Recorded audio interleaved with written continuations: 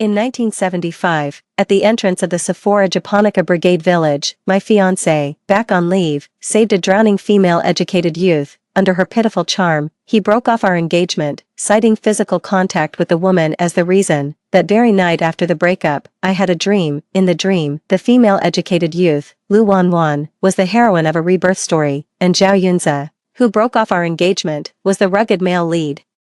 Regretting her past life where she married the wrong man, Lu Wanwan, now homeless, saw in the news the dashing Zhao Yunze and the glamorous me by his side, and felt an overwhelming sense of regret. So in this new life, she went to great lengths to scheme against herself, forcing Zhao Yunze to break off our engagement so she could be with him, and she indeed got her wish. In the end of the novel, Lu Wanwan, with her heroine's aura, became the richest person in the country, was showered with love by Zhao Yunze, and gave birth to triplets, living a blissful life, and because of my envy, I was ruthlessly set up by her, ultimately meeting a tragic end in a dilapidated mud hut, with both me and my unborn child perishing. 1. Auntie 7. Something's happened at the village entrance. Little Stone came running, panting, with sweat on his forehead. Hearing him say that, I inexplicably felt a sense of panic. What's wrong? I tried to steady my nerves, but still let out a tremor I hadn't even noticed. Uncle Zhao from the village saved Lu, the educated youth, who had fallen into the water at the village entrance. They were mouth to mouth for quite a while, and many villagers saw it. My eyelids twitched, and I hurried towards the village entrance. In this era, it's already quite scandalous for a man and a woman to embrace, let alone kiss. When I arrived,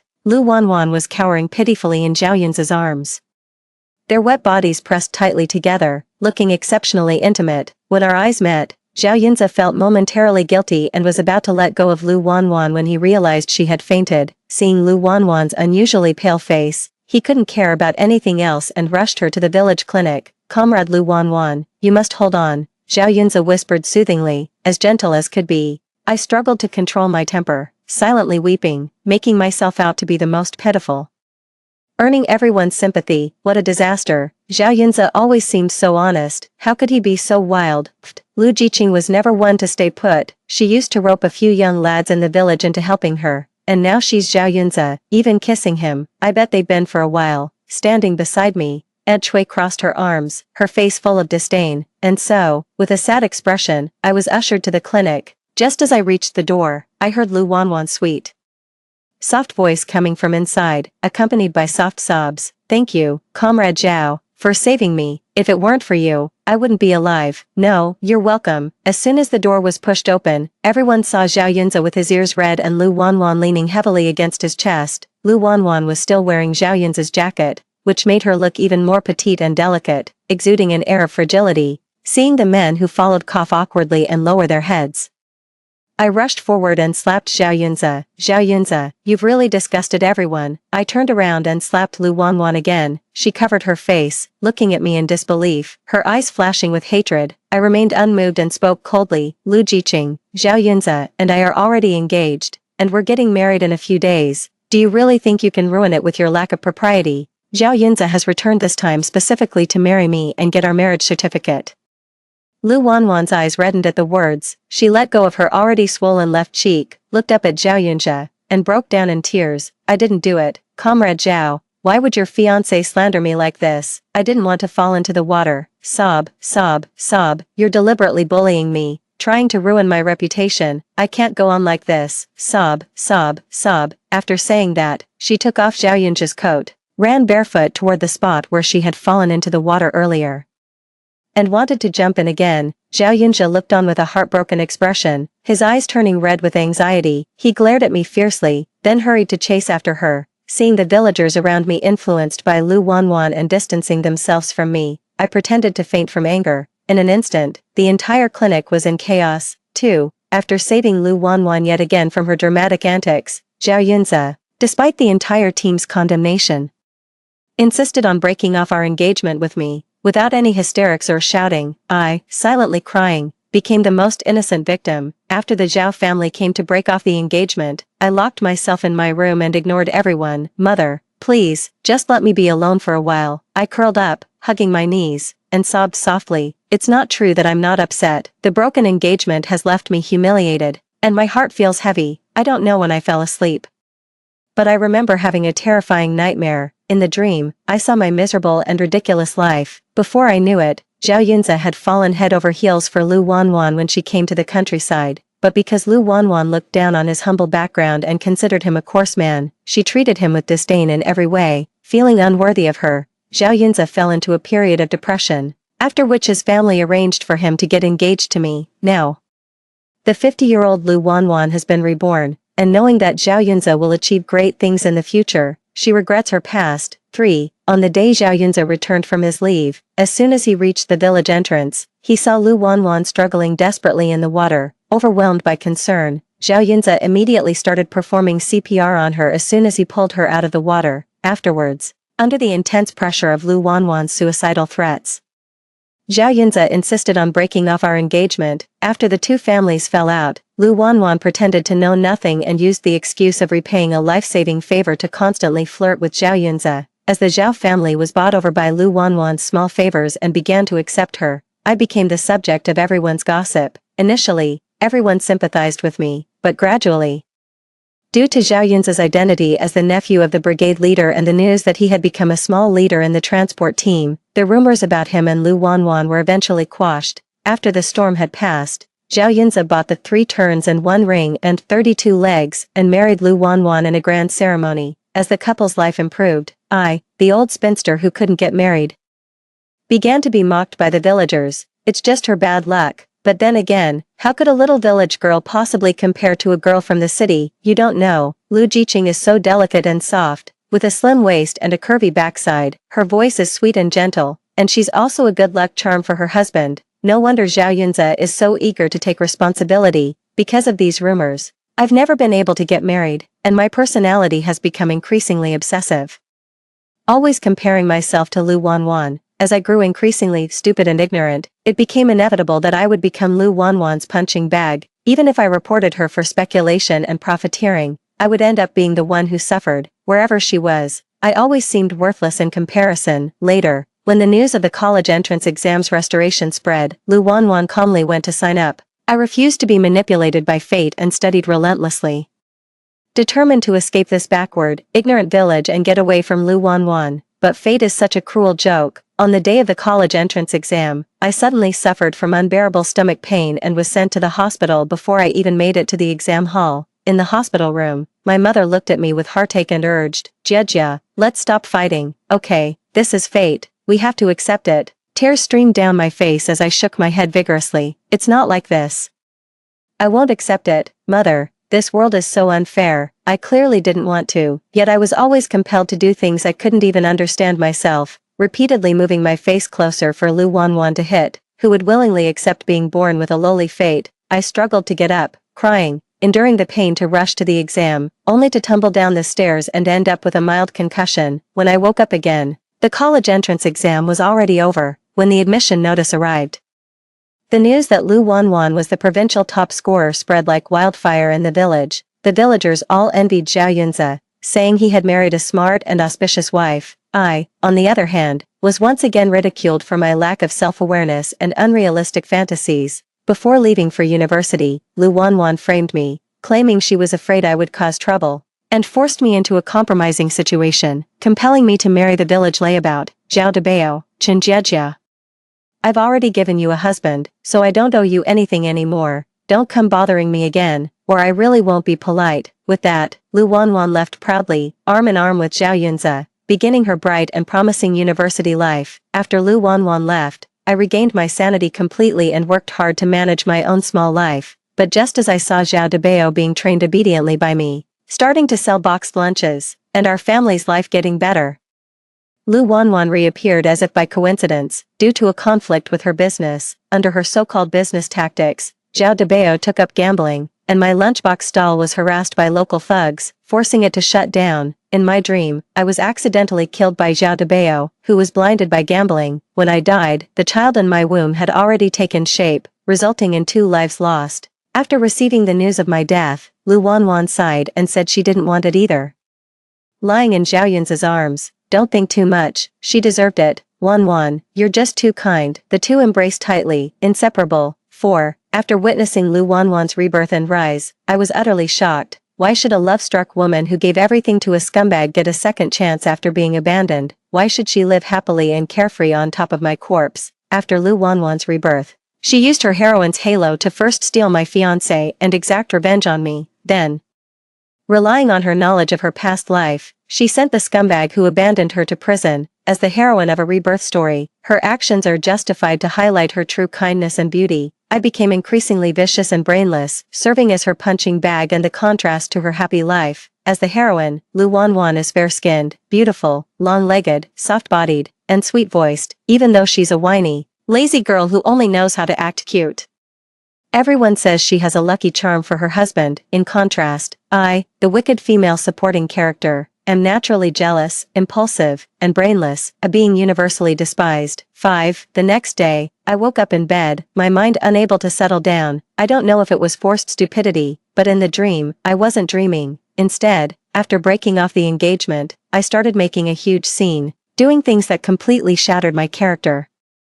Turning the victim into a universally despised troublemaker, Zhao Yunze had committed a very serious ethical violation. Just writing a letter of complaint to his provincial transportation unit would have been enough to cause him major trouble, yet in the dream, Chen Jiejia never thought of it until her death, showing just how terrifying the control of the plot was. Determined not to let them off easy, I took out a sheet of paper and poured my heart out, detailing the pain and helplessness of being abandoned. Then I rushed to town and mailed the letter to Zhao Yunze's superior. Those who come from the military are always fair and upright. They particularly despise people like Zhao Yunze. Just to be safe, I also sent a letter to Zhao Yunze's arch-nemesis. Fortunately, Zhao Yunze is still just a small driver and hasn't, with Lu Wanwan's reminder, helped a high-ranking leader rescue his son who was kidnapped. It's not too late for everything. On my way back from town, I saw Zhao Yunze working hard to help Lu Wanwan hoe the fields, while Lu Wanwan sat under a tree resting, munching on a milk candy. The two occasionally exchanged glances, sending secretive flirtatious looks, being utterly lovey-dovey. Not to mention, Lu Wanwan's spoiled rich girl demeanor was already causing quite a stir among the villagers. I knew it, even if she were reborn, she wouldn't gain much intelligence, and her selfish genes would remain unchanged. Miss Jiejia, come here. Because of Aunt Chui's words, everyone in the field looked at me, except Zhao Yunze, who deliberately avoided eye contact. I calmly approached Aunt Chui, but before I could speak, she exclaimed, Jiejia, you're hurt. As I looked at my thumb cut by the sickle, I lowered my eyes slightly and murmured, it's not too bad. Where's it not serious? She retorted, her eyes darting around. I see, some people are just born to be jerks, giving up a good, virtuous wife for a flirtatious little tramp. Everyone could tell who Aunt Chui was referring to. Zhao Yunze's forceful annulment of the engagement was already unjustified, and now he had to deal with the gossipy and sharp-tongued Aunt Chui. His face flushed red, but he dared not utter a word. Silently fuming inside, who are you calling a tramp? Lu Wanwan rose leisurely, rolled her eyes at Aunt Chui, her gaze full of provocation. Seeing Aunt Chui about to answer, I quickly covered her mouth with my hand, looking at Lu Wanwan with a half-smile. Auntie didn't say it was you. Why are you so anxious? Or are you, the educated youth Lu, feeling guilty? But you really should feel guilty, otherwise, which decent girl would wander by the river every day at such precise times? With your nature of not doing anything without personal gain, dare you say? Lu Wanwan grew anxious and cut in sharply, you're slandering me, Chen Jiejia. Slandering someone is illegal. You believe I'll report you to the police station? She said it firmly, thinking she could scare me off. Seeing the members being fooled by her words, I calmly spoke up. Oh, which law or regulation is that? Please tell me, so even a high school graduate like me can learn about it. Lu Wanwan, unable to answer, finally regained her composure, full of regret. After all, there was no such thing as slander at the time. That concept only came about after 1979. Lu Wanwan had undoubtedly exposed herself. Her guilty expression was hard to miss. Isn't this all planned? The members whispered among themselves in front of Lu Wanwan and Zhao Yunze. Maybe it really is. My little Shirtu said that on the day Zhao's boy came back, they saw Lu the wandering by the river, bribing them to leave with a single candy. Come on, bribing 7 or 8 kids with a candy the size of a thumbnail and causing them to fight. Who is she trying to embarrass? Extremely embarrassed by everyone's words, Lu Wanwan, seeing that she couldn't argue her way out, began to redden her eyes and sniffled. Looking ly at Zhao Yunze, with a pitiful expression, she said, Brother Zhao, believe me, I really didn't. How could I be so stupid as to scheme against you with my own life? Before Zhao Yunze could respond, I shrugged and leisurely said, "Who knows? I remember there's a saying in a book, you can't catch a tiger's cub without entering its den. When someone gets desperate, they can do anything." As a capitalist's daughter seeking refuge in the countryside, the Lu family is now in a precarious position, and Lu Wanwan has sent all her money to a scoundrel in faraway Shanghai. That's why she is so eager to scheme and avoid the hard labor of farm work.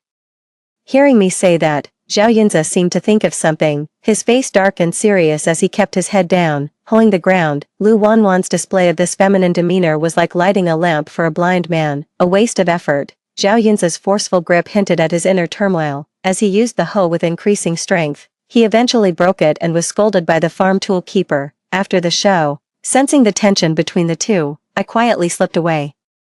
My role played and my presence unnoticed. Within half a day, rumors about Lu Wanwan scheming against Zhao Yunze spread like wildfire. Even if Zhao Yunze, because of his fondness for Lu Wanwan, was fooled by her, this rumor would still be a ticking time bomb between her and the Zhao family. Once Zhao Yunze is punished by his unit for misconduct and loses his bright future, not to mention what Zhao Yunze thinks, the Zhao family will all hold a grudge, as the saying goes.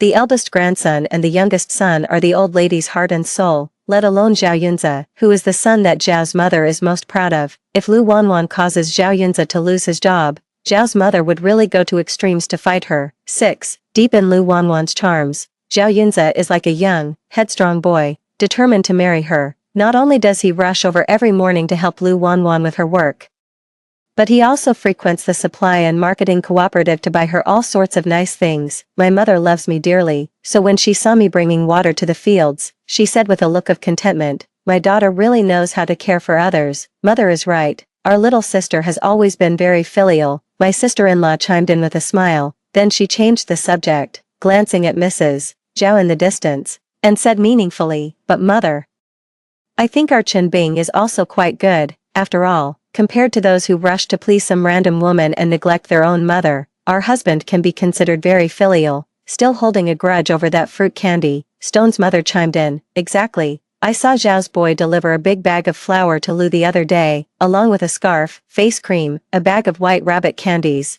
and some peach cakes. All that must have cost over 10 yuan.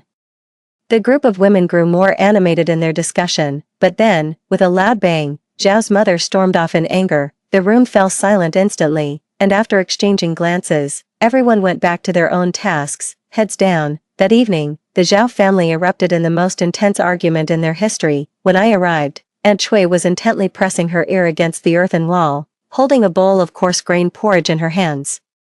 So absorbed in eavesdropping that she forgot to eat. "Auntie, what are you doing?" Suddenly hearing my voice, Aunt Cui flinched, and only when she recognized me did she let out a sigh of relief, clutching her chest and scolding, "You little rascal, you almost scared me to death." I rubbed my nose, feeling guilty, and said, "I didn't expect that." Seeing I crouched down and asked with a grin, "Good auntie, what are they saying inside? Don't pretend, little girl. If you want to listen, just squat down. There's no shame in enjoying gossip, as long as you don't blab everything out." To be honest, if it were a few years ago, I'd have been a top-notch informant, the kind who could earn national rewards. With that, she looked wistful, then snapped back to reality and pressed herself against the wall, listening intently. Unable to hear clearly, she grinned, itching to barge in right now, grab a stool, and sit down to listen in delight. I nodded, putting on an expression of having learned something, with no more reservations. Knowing it was Zhao Yunzhe's sister-in-law causing a fuss about splitting the family, I had a pretty good idea of what was going on. No one is a fool. In the face of interests, Zhao Yunzhe's current actions, rather than Lu Wanwan's meager favors, truly struck a nerve with Zhao's eldest sister-in-law. The Zhao family hasn't split up yet, and Zhao Yunzhe is now pampering Lu Wanwan with good food and drink. Anyone would feel a knot in their heart, even Zhao's mother. Everyone fears bringing home a bride who can't carry a load or lift a finger. 7. Sister-in-law, those were all bought with my own money. You can't insult Wanwan like this, she knows nothing about it. Zhao Yunzhe's voice was stiff, his tone clearly showing his displeasure. Zhao's sister-in-law was already sharp-tongued, and upon hearing him say that, she mocked, "Oh, you're already defending her before she's even stepped through the door. Zhao Yunzhe, you should ask yourself honestly, was that bag of flour really bought by you?" Before Zhao Yunzhe could respond, she directly exposed, "That was earned by your elder brother's 10 work points every day. Your own parents and your 5-year-old nephew didn't get to eat it." but you took it to please Lu Wanwan, little brother-in-law. You don't feel sorry for your elder brother. But I still feel sorry for my man." With those words, Zhao Yunjia had nothing to say in response. His elder brother sighed, dejected as he returned to his room, clearly hurt by Zhao Yun's actions. The Zhao family didn't fall apart after all. Under the mediation of the old Zhao patriarch, Zhao Yunzi gave sister-in-law Zhao $20 as compensation, which didn't need to be put into the common household fund. Dissatisfied with the outcome, I glanced at Aunt Shui beside me and couldn't help poking her. That came naturally. After exchanging a look with her, I pinched my nose and said in a high-pitched voice, "Isn't that flour just going to benefit someone else? I heard that Lu the educated youth is inviting everyone at the educated youth compound to eat dumplings tonight. He's currently chopping meat filling." Aunt Shui looked at me in astonishment, her eyes gleaming with an intensity that was almost frightening. Immediately, she pinched her nose and replied, "Exactly. If my hard-earned flour were taken by my family to feed strangers, I'd definitely fight to get it back." Before the Zhao family in the courtyard could react, I was about to run around the corner when I saw Aunt Shui, holding an empty bowl, vanish in a flash. Her swift action left me wide-eyed and exclaiming, "Wow, Lu Wanwan is indeed hosting a dinner for those educated youths tonight." But I'm skeptical whether she initiated it herself. After hearing that, Sister Zhao didn't foolishly rush to the educated youth compound to snatch the dumplings. Instead, she sent her son Godan to keep an eye on this situation. Only when the dumplings were about to be done did she take 2 large empty bowls over. When she returned, the bowls were filled to the brim with cabbage and pork dumplings. It's still Lu the educated youth who is generous. When I went over, she insisted that I take 2 bowls back, saying she wanted my brother-in-law to taste her cooking and see if it was any good. Sister Zhao praised Lu Wanwan to everyone she met, and what should have been a few minutes' walk took her over half an hour. Godan, following behind her, was so tempted that he was jumping around in excitement. Not only did she take it openly and honestly, but she also managed to sow discord between Zhao's parents and Lu Wanwan, who hadn't even entered the family yet, making them feel dissatisfied with her. When Lu Wanwan heard about it, she was furious, but for the sake of being with Zhao Yunjia, she had to swallow her grievances and tears. After Zhao Yunjia returned to the provincial capital, Zhao's sister-in-law and Lu Wanwan completely fell out. The two despised each other, almost to the point of being irreconcilable. To Lu Wanwan, Zhao's sister-in-law was now the epitome of an annoying, meddlesome relative. At the foot of a remote mountain, she twisted a leaf in her hand. Her face contorted as she said, "Just wait. Once I marry Zhao Yunzi, I'll definitely demand a separation. When I can start doing business, I won't let you profit. I'll make sure you rot in this wretched place, never getting a chance to rise above it." Lu Wanwan had no idea how terrifying and eerie she looked right now. Suddenly, she spotted Grandpa Hua from the cattle shed coming down the mountain. She quickly composed herself and obediently approached the old man, wanting to take the pigweed from his hands. "Grandpa Hua, let me take that for you." "No, thank you." The old man stumbled past her, his voice gentle yet firm. With age comes wisdom, and how could he, in his current state, easily trust a stranger? Moreover, Lu Wanwan's intentions were far too obvious, whether genuine or not, who couldn't sense it? Initially, the old man refused Lu Wanwan's help, politely declining whatever she offered, no matter how good it was. Lu Wanwan also realized she was too eager for quick success, but time was tight, and she couldn't change it. After all, one's eyes can't hide their true intentions. There was not only calculation in her eyes, but also the weariness of years, something typically seen in the elderly. Those unaware of her rebirth only felt something was off. Only those close to her, as if under a spell, blindly fawned over her. In the plot, seeing that Mr. Hua still refused to accept her, Lu Wanwan ultimately chose to take a risky gamble. She took advantage of the absence of others, had Zhao Debao push the old man's 7-year-old grandson, Huan, into the river from behind, and then jumped in herself to save him. Shortly after, Huan, who had been rescued, developed a high fever in the middle of the night. Lu Wanwan seized the opportunity and appeared once again, shining like a deity. She patiently fed Huan his medicine and even carried him through the night to the hospital in town. It's easy to add flowers to a brocade, but hard to offer charcoal in the snow, so even though Mr. Who didn't like Lu Wanwan, he still had to acknowledge her favor. And so, Lu Wanwan smoothly gained the old man's gratitude and a promise. That promise, years later, allowed her to repay her kindness with interest and rise into the upper echelons of society led by the Hu family.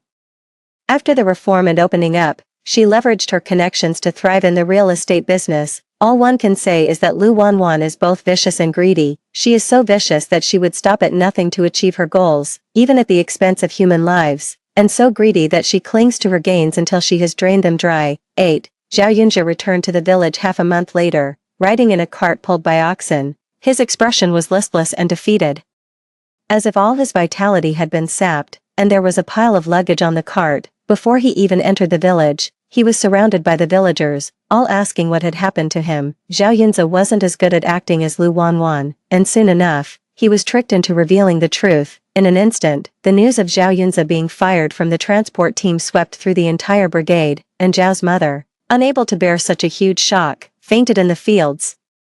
Except for the Zhao family, no one knew what had happened to Zhao Yunjie in the provincial city. All they knew was that he had become a farmer again, needing to work in the fields to earn his keep. Wherever gossip thrives, Aunt Cui is always present, and the trio she leads is an undeniable force in the village. One keeps watch, one spreads the news, and one infiltrates the enemy camp. Once the three join forces, there's no secret they can't uncover.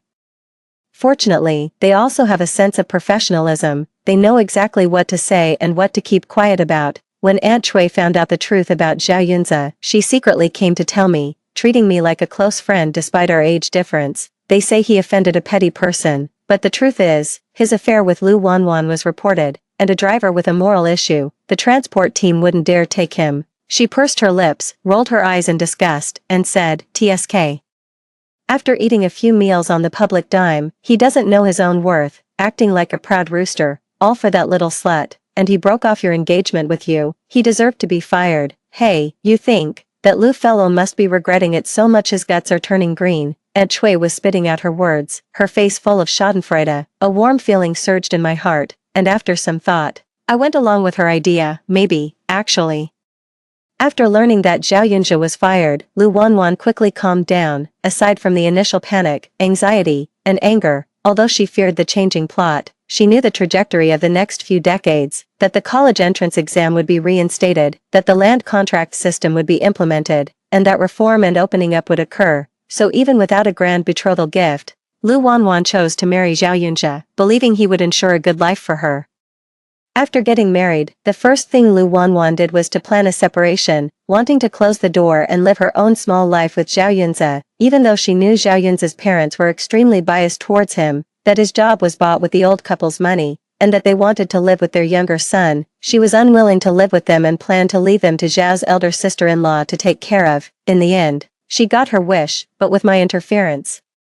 Zhao Yunjie became known far and wide as an ungrateful wretch. Even Zhao Yunjie's parents were utterly disappointed in him, publicly declaring in front of the whole village that they no longer wanted him as their son. 9. To earn the gratitude of Master Hua, Lu Wanwan still approached Zhao Debao. "What's in it for me? Don't you want to get married?" Lu Wanwan calmly said. Seeing Zhao Debao's interest, she continued to tempt him. "Don't worry, after it's done, I'll find a way to get you a wife. Not only beautiful but also literate." "Deal." Zhao Debao's eyes lit up, and he couldn't help but swallow hard. After reaching an agreement, Lu Wanwan began to outline her plan, though she held back some details. "Nothing will go wrong, right?" Knowing he had to deal with a child, Zhao Debao was tempted by the benefits Lu Wanwan offered, but he didn't have the guts to cause a fatal accident. Not wanting to waste any more time with Zhao Debao, she said impatiently, "Don't worry. I've checked the depth of the water. As long as no one sees you push him in, it's guaranteed to be foolproof." After they left, it was quite a while before I emerged from the shadows, gaining an even deeper understanding of Lu Wanwan. This isn't some bold and passionate heroine, this is a venomous woman. Lu Wanwan had been waiting for the right moment, but this life was indeed different. While everyone was busy with the autumn harvest, someone sneaked into the village. It was when I found a cigarette butt in the reed marsh that I became alert. Cigarettes of this price were only smoked by the brigade leader during meetings at the commune. In the village, he would only tuck it behind his ear and occasionally take a satisfied sniff, not even allowing a commune member to touch it. The Huaihua brigade was remote and sparsely populated, rarely seeing strangers for years, unless there was something or someone here that outsiders coveted. In this era, everyone has a strong sense of responsibility. Whenever there's any sign of suspicious activity, people report it to the police immediately. So did I. After returning, I continued with my tasks as if nothing had happened. Just a week later, another group of educated youths arrived, a man and a woman. 10. Time flew by quickly, and before I knew it, It was the day Lu Wanwan had planned to set up when. Early in the morning, I followed Zhao Debao to the riverside, but Lu Wanwan hadn't arrived yet.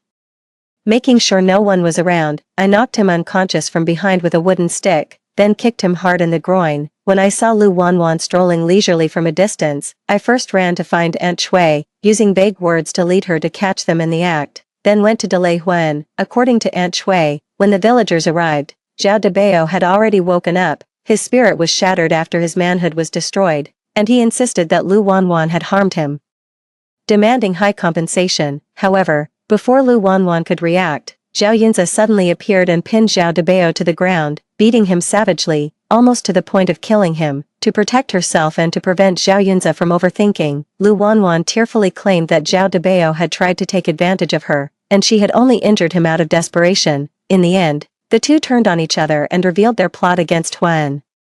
With Lu Wanwan losing over 200 yuan because of it, I used to think she was shameless, but I never expected her to be so vicious, even harming children. Aunt Shui clutched her chest, clearly still in shock. After this incident, Lu Wanwan's reputation plummeted. No one in the village dared to approach her, and even Zhao Yunzhi distanced himself from her. Although the incident involved Huan, since he was demoted, the overly cautious grandpa who ultimately didn't dare to pursue the matter.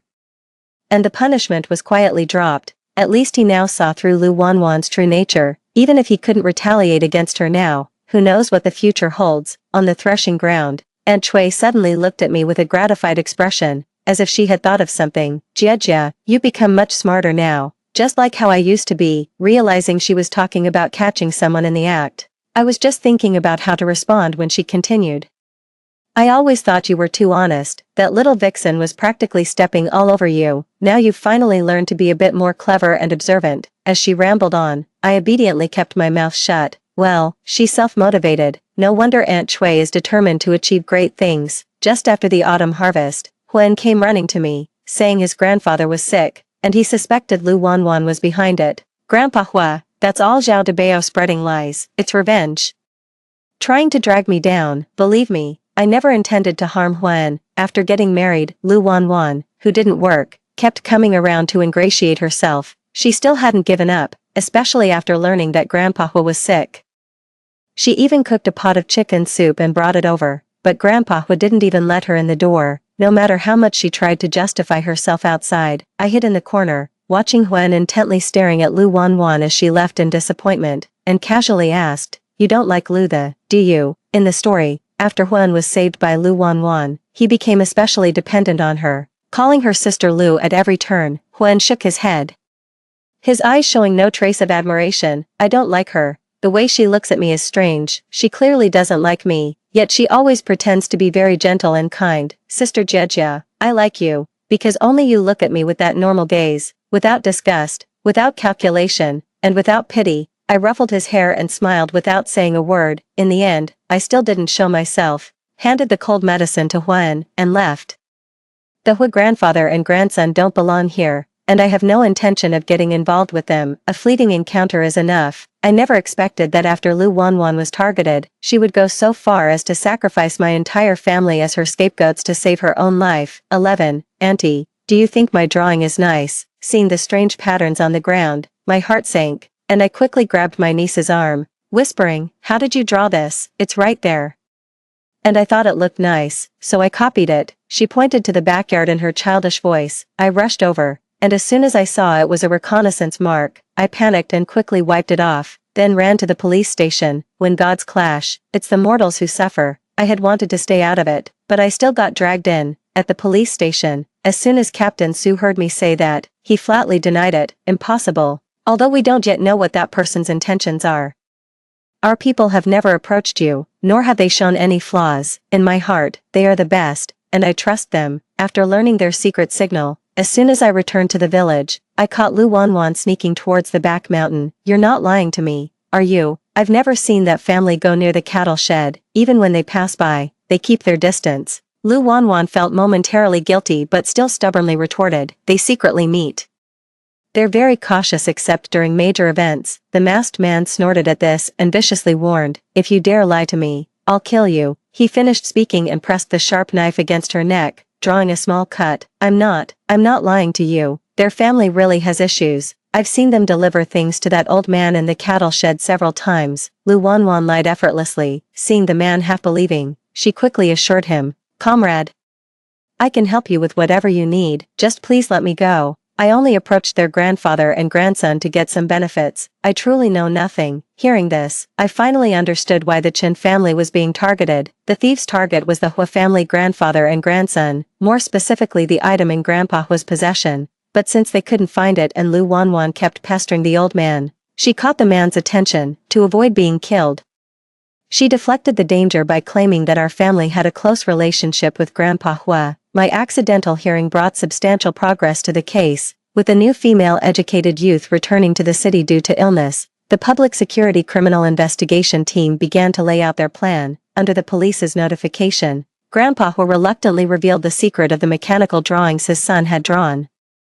Seeing me getting closer to Huan from the cattle shed and bringing a small box home, Lu Wanwan always looked at me with a dead man's gaze, her eyes full of mockery. Now she couldn't get far enough away from the cattle shed, where she used to fawn and flatter. As more and more clues about the enemy agents were revealed, the Public Security Brigade began to tighten the net, waiting for the right moment to catch the group lurking near the Sephora. That day, the man disguised himself as an old man passing by, wanting to come to my house for a cup of hot water. I pretended not to know and opened the door to let him in. In the blink of an eye, the man pulled out a cloth, but before he could cover my mouth and nose, I turned around and blew it back into his face. It was his mistake to underestimate me. Seeing me alone at home and thinking I was a weak woman, he fell for it. I held my breath, put some distance between us, and then grabbed a nearby hoe to strike him. The man was a trained fighter, and as he realized he had ingested some sedative, he desperately knocked me down and staggered toward the back mountain. Seeing Aunt Shui peeking from a distance, I shouted, and she darted over, looking eager to get involved. I decided not to beat around the bush and said directly, "Auntie, a chance to earn a national reward has come. A bad guy just ran into the back mountain. He's been drugged and has no weapons. You should hurry and take people to catch him." "Jia, I knew I hadn't spoiled you for nothing," she said, her face wrinkling with laughter. The village atmosphere instantly tensed up when Aunt Shui shouted, "Someone's stolen a pig." Under Aunt Shui's repeated persuasion, the villagers armed with sticks caught the so-called pig thief in the back hills. 12. After the man was taken away by the public security, he quickly implicated Lu Wanwan. He claimed that Lu Wanwan provided him with food, informed him about the entire village, and helped relay messages. When the police came to the village to arrest someone, Lu Wanwan tried to argue her way out, but I publicly slapped her several times. I heard it clearly. "And you even sent that gang to cause trouble for my family." "Lu Wanwan, you are truly despicable to the extreme." Faced with the villagers pointing fingers, Lu Wanwan finally got scared and quickly explained, "It's not like that. That person threatened me, saying he would kill me if I didn't do as he said. I just wanted to survive, so I came up with a temporary solution. Do you really think we'll believe you now?" Su, the captain, asked with a stern face. Lu Wanwan couldn't come up with any rebuttal, her eyes welling up with tears that just kept falling. When Zhao Yunjia returned, she began to sob and choked out, "Yunjia, save me. I really didn't harm anyone, I was forced. The man said he would kill you if I didn't cooperate.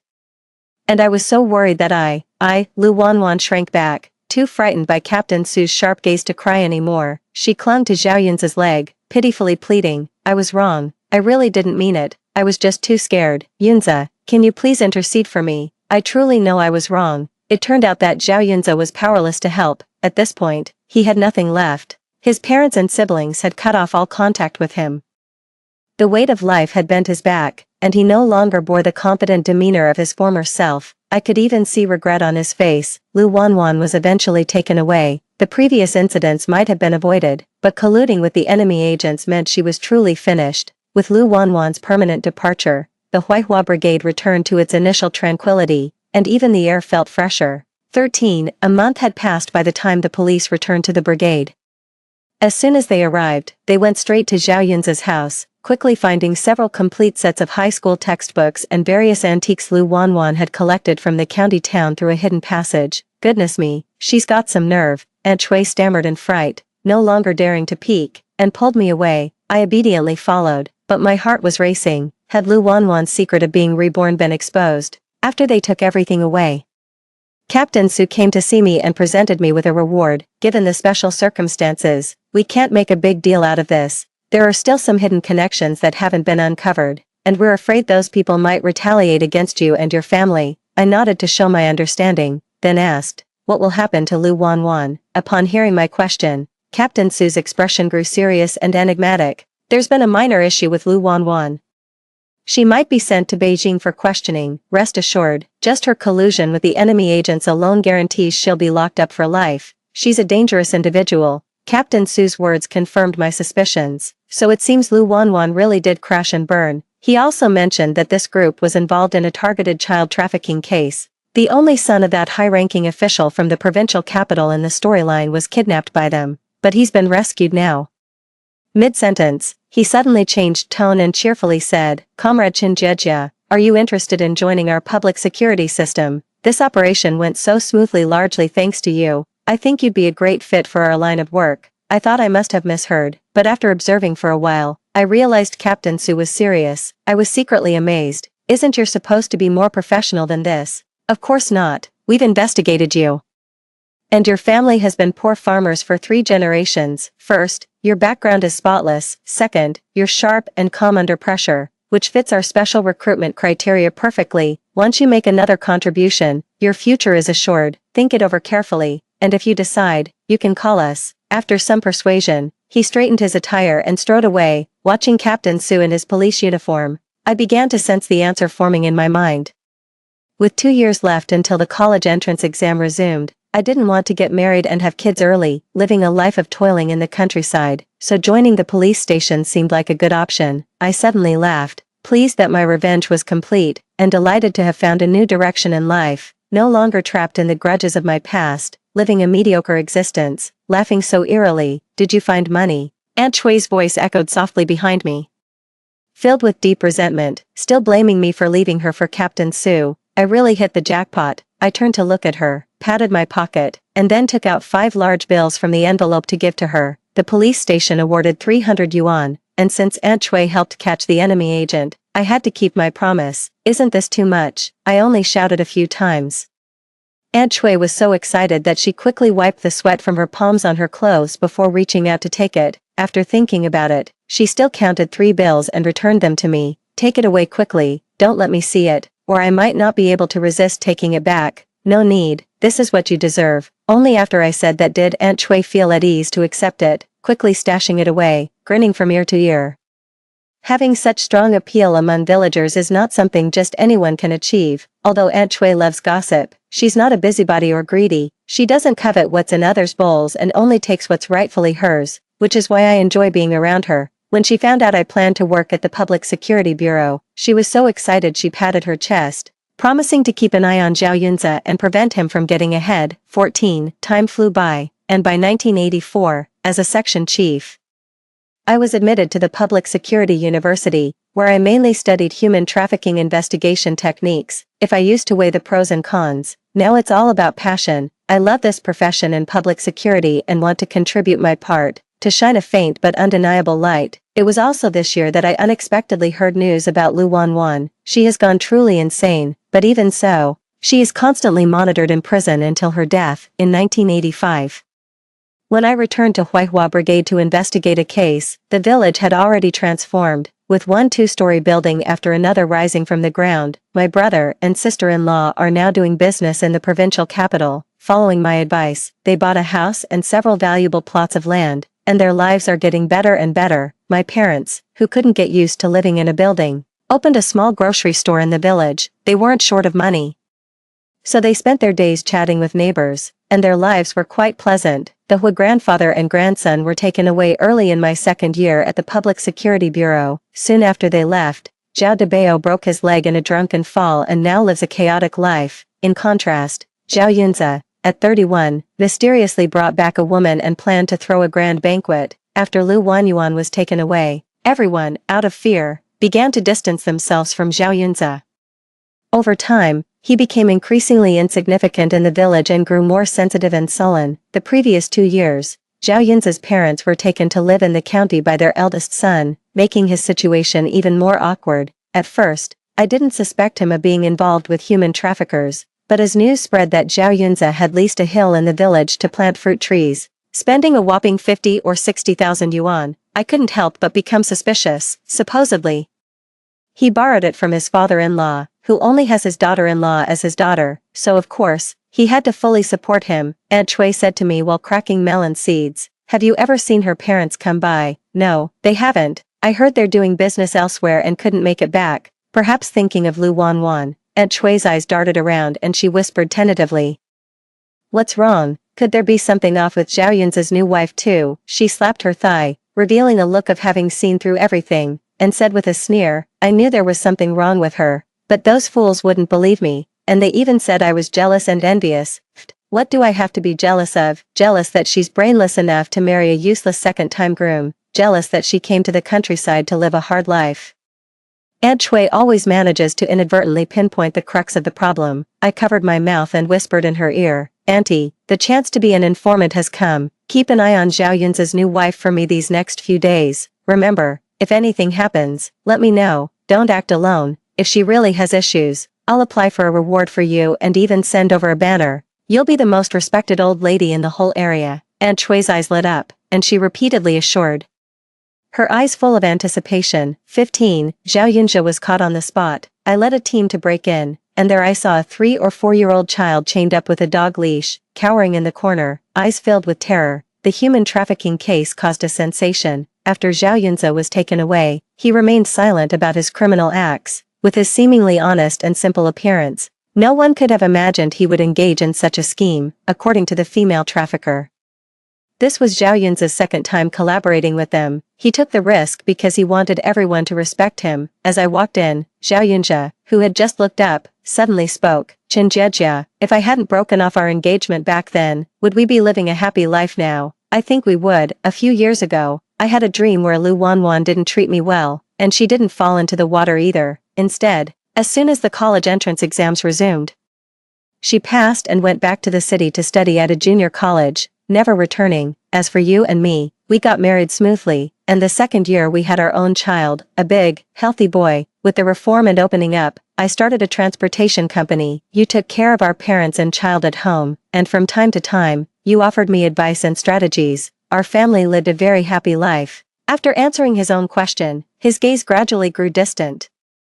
As if he had sunk into the dream, he murmured, this dream was so real and so beautiful that I never wanted to wake up. I always think, what if it were true? He stared at me intently, as if trying to see the shadow of the virtuous and loving Qin Jiejia from his dream through me. I was so disgusted by his infatuated gaze that I couldn't help but kick him, stomping his head hard on the ground, and said with, you and Lu Wanwan are both equally disgusting, honestly.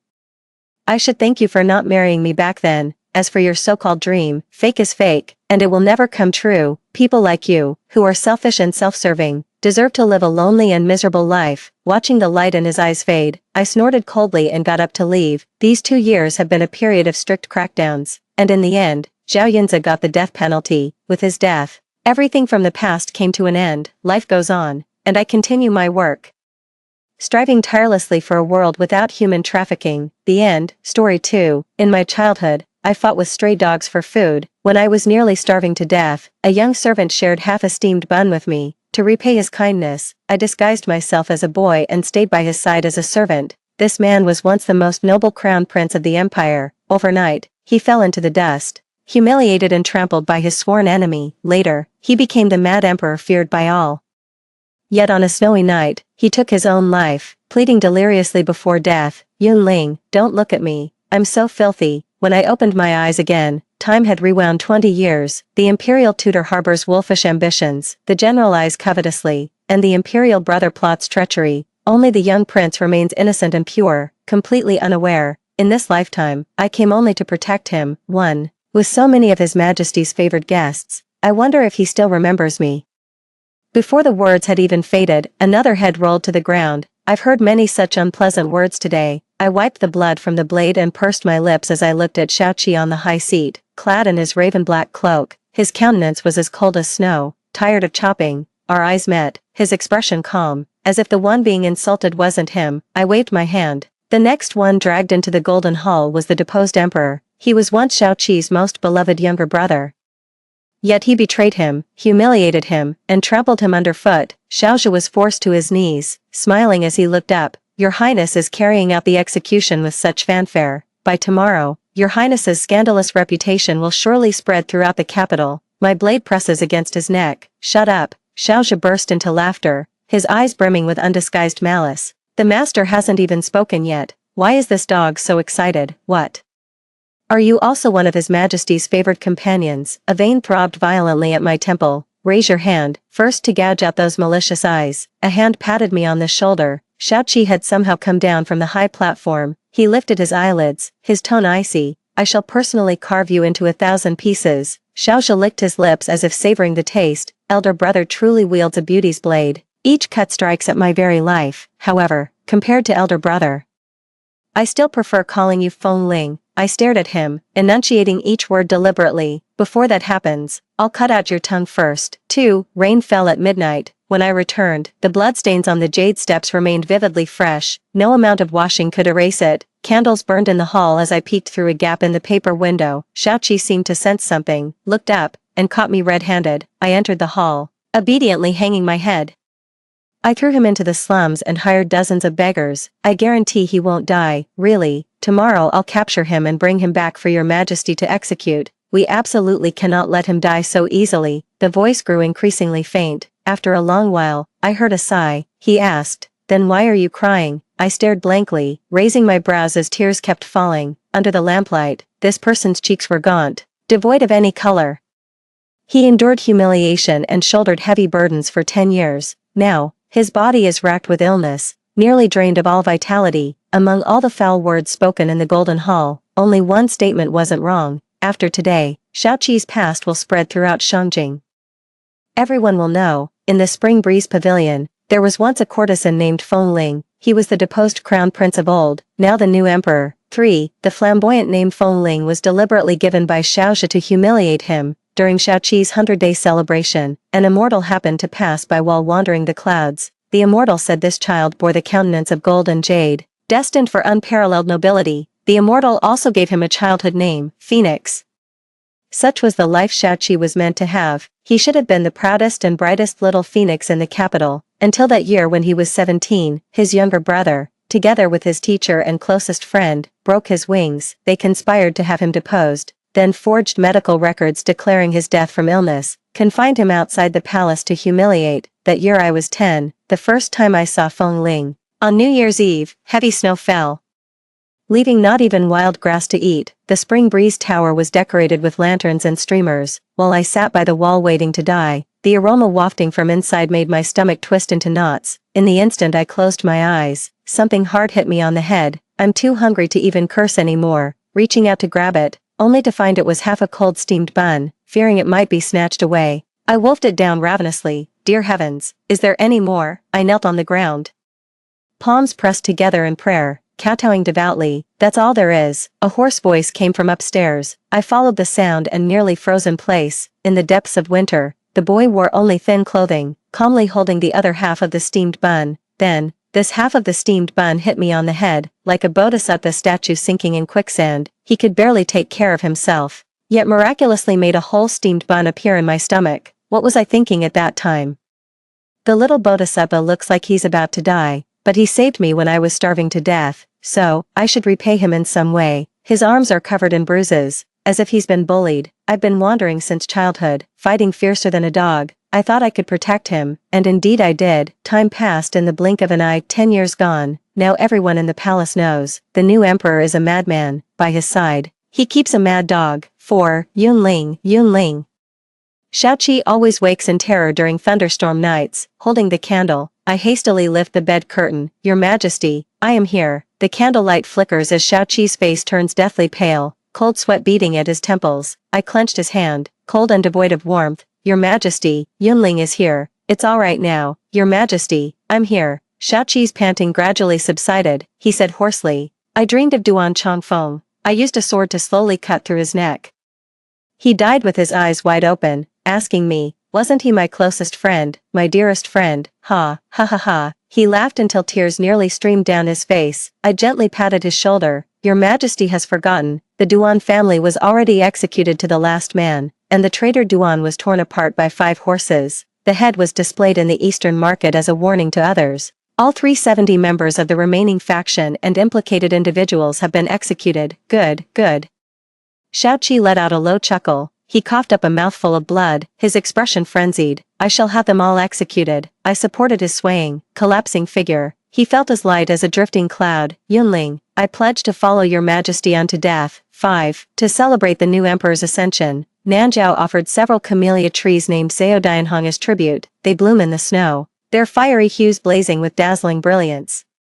Along with the flowering trees came the fugitive grand tutor, Gu Yan. He was once the teacher Shao-Chi respected the most. I don't know what he and Shao-Chi were talking about, only knew that after Gu Yan was escorted back to the dungeon by the guards, Shao-Chi sat alone in the hall for a long time, so long that night fell. He covered his face and laughed wildly in the darkness. He never shed tears. This demeanor might as well have been weeping. I walked over quietly, letting him clutch the sleeve of my garment, a merciful fairy in the sea of suffering. Unable to grasp fate's capricious hand, he could only hold on to a soft sleeve dangling before him. He is a drifting lone boat, and my sleeve serves as the mooring rope to pull him ashore. Ailing, he lowered his eyes, his expression hidden in the shadows, indistinct. This emperor wants to eat steamed buns, I said. I'll instruct the imperial kitchen to prepare it.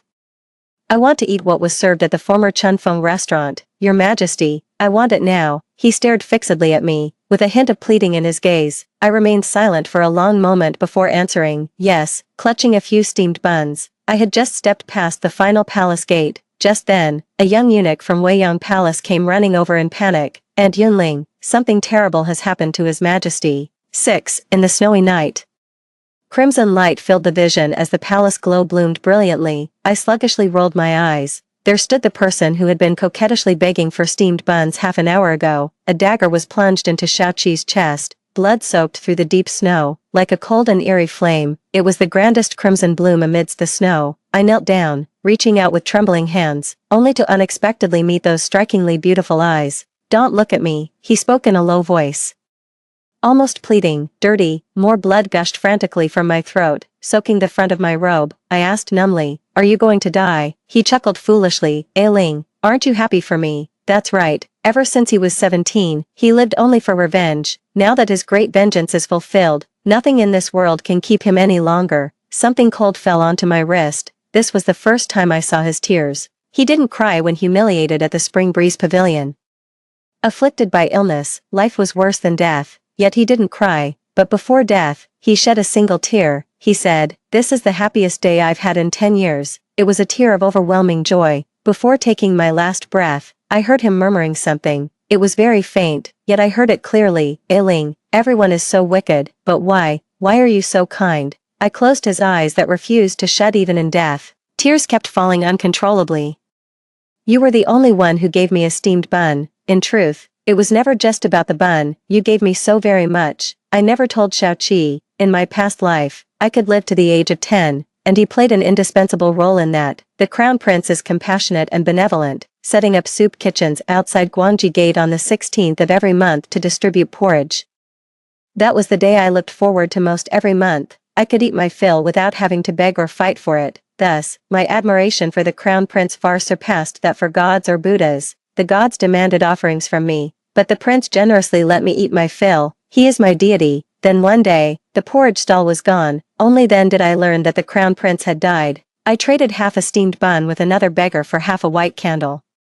I have no money to offer lamps for him at the temple. I can only light half a candle for him, to slightly illuminate his path of reincarnation. When the candle burns out, I continue begging, scavenging, and wandering, until that snowy night when I was nearly starving to death. Half a steamed bun fell from the sky and hit me on the head, like the wheel of fate turning. I looked up, and the gods glanced down. Divine favor once again descended upon my life. Countless times you've saved me from peril. 7. The most intense red and white intertwine in my vision, a mottled blur. In the snowy night, palace bells toll in unison, the sound of great mourning. My entire body turns icy cold, gradually losing sight and hearing. The essence of my life departed with the person in my arms. In a daze, it seemed someone was cursing angrily. Where did this woman fall from? Protect His Majesty. Protect His Majesty. There's an assassin. Someone is trying to assassinate the Crown Prince. The world spun as I collapsed to my knees in disarray. The chaotic sound of footsteps echoed incessantly. Guards surrounded me with their spears raised. Amidst the flashing blades, all I could see were those clear, bright eyes. The little prince, about 10 years old, tilted his head slightly, full of curiosity. You why did you fall from the sky? Are you the immortal Mother Queen spoke of? Holding back tears, I whispered softly, yes. I've come for the young prince. 8. I need an identity. An identity that could allow me to stay in the imperial palace. By Shaoqi's side, it was currently the 12th year of Jianing. That year, the capital had gone 3 months without rain, leaving thousands of acres of crops in the suburbs nearly withered to death. I remember this drought didn't last long, so I volunteered to pray for rain. I prayed atop the high platform. At the third watch of the night, a heavy downpour came pouring down. The emperor was overjoyed, honored me as a divine maiden, and kept me in the palace to accompany him. I recalled all my past lives and prophesied several events. With this, I suddenly became the emperor's favorite. That day when I left the imperial study, I happened to meet Grand Tutor Gu Yen, who came for discussions. The moment we passed each other, he scolded, playing the mystic. I raised a brow slightly. How does the Grand Tutor know this isn't real? Gu Yen sneered. Ghosts and gods are nothing but baseless talk. Your Excellency the Divine Maiden, you'd best not let me catch any of your missteps. I let out a cold laugh, my eyes dark with frost. Oh really? Then the Grand Tutor had better have a clear conscience and refrain from wrongdoing. Otherwise, beware of vengeful spirits coming for your life. In the previous life, Gu Yen forged personal letters and colluded with Duan Changfeng, who had just returned from the border, to falsely accuse your highness of treason. This provoked the emperor's wrath, leading to your highness being deposed as crown prince. Everything Gu Yen did was paving the way for Xiaoxia. Xiaoxia's birth mother was a beauty presented by Nanzhao. In his youth, Gu Yen lived as a guest in Nanzhao and had crossed paths with her several times. Hard to obtain, impossible to forget. The first time he laid eyes on Xiaoxia, he immediately recognized those eyes that so resembled an old acquaintance's. He would give everything for those eyes, pushed that adoring, reverent child into the abyss of eternal damnation. And I am the vengeful spirit that crawled out from the abyss, come to claim his soul. I will never let him go.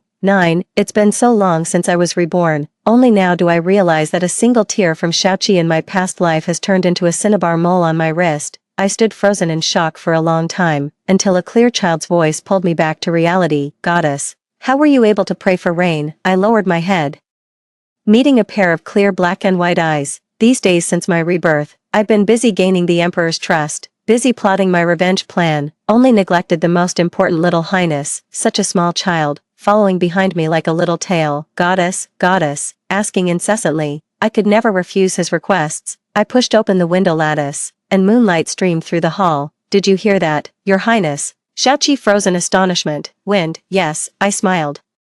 And it's an east wind, so tomorrow will be fine weather. One falling leaf heralds the autumn of the world. How does a little beggar who sleeps rough foresee thunderstorms and avoid the rain? It's all thanks to these things, the radiance of the sun, the direction of the wind, the rolling of the clouds. Shaoqi understood immediately. He seemed lost in thought. What did the goddess see before that rain? A solar halo, I whispered to him. That's why I dared to predict rain at midnight.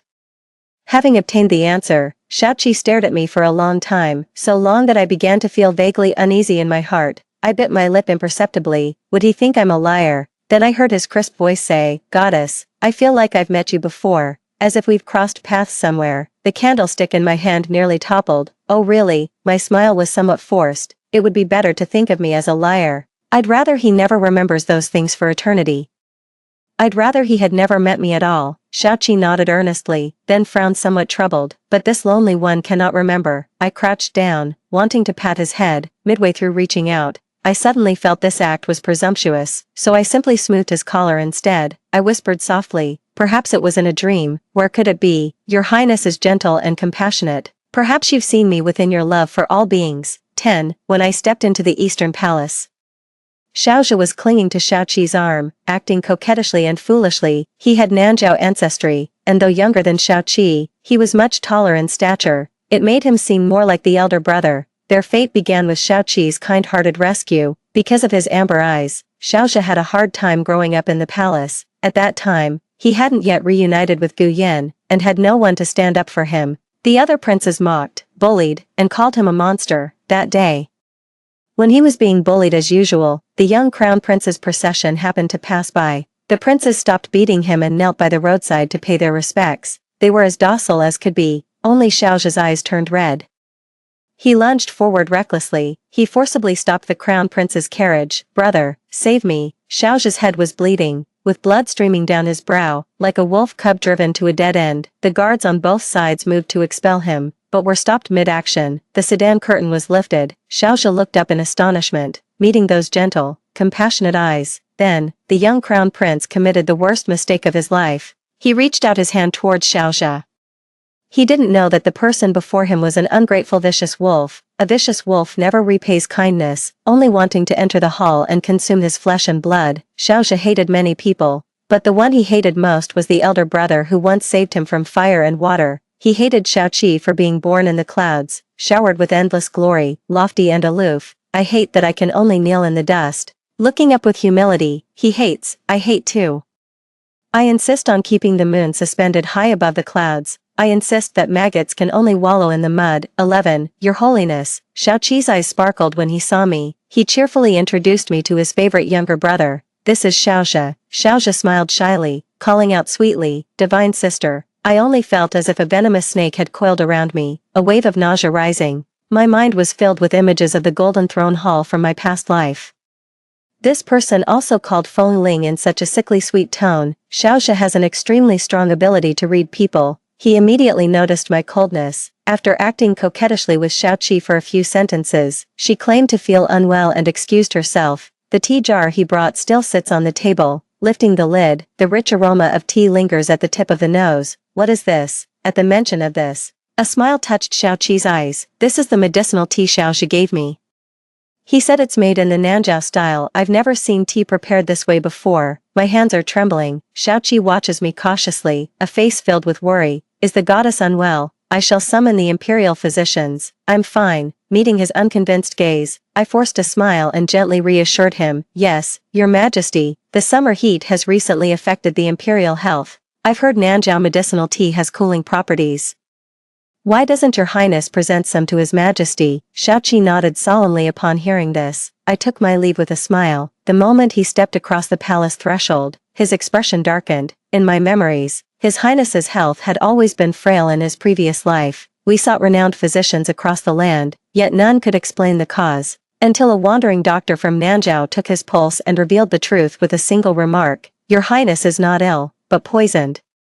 A rare poison from Nanjiao, little known to the world. The poison has been administered for years, infiltrating the heart meridians. Beyond cure. Xiaoxia's birth mother, noble consort Rong, passed away early from illness. Scanning the palace, there was only one person who knew about this Nanjiao poison and could teach him hands-on. Thinking of this, I let out a cold laugh. Just when I thought of taking action, someone handed me the knife. Now that Duan Chongfeng hasn't returned to the capital, it's the perfect opportunity for me to divide and conquer. Gu Yan, you love me and extend that love to my people. Showing such affection for this child of an old friend, I wonder, how far would you go for him? 12. In the Hall of Mental Cultivation, the Emperor and Xiaoqi sat opposite each other brewing tea, with a delicate fragrance curling upwards. This was exactly when I barged in. Your Majesty, Crown Prince. You mustn't. The Emperor frowned. Goddess, what do you mean by this? This tea?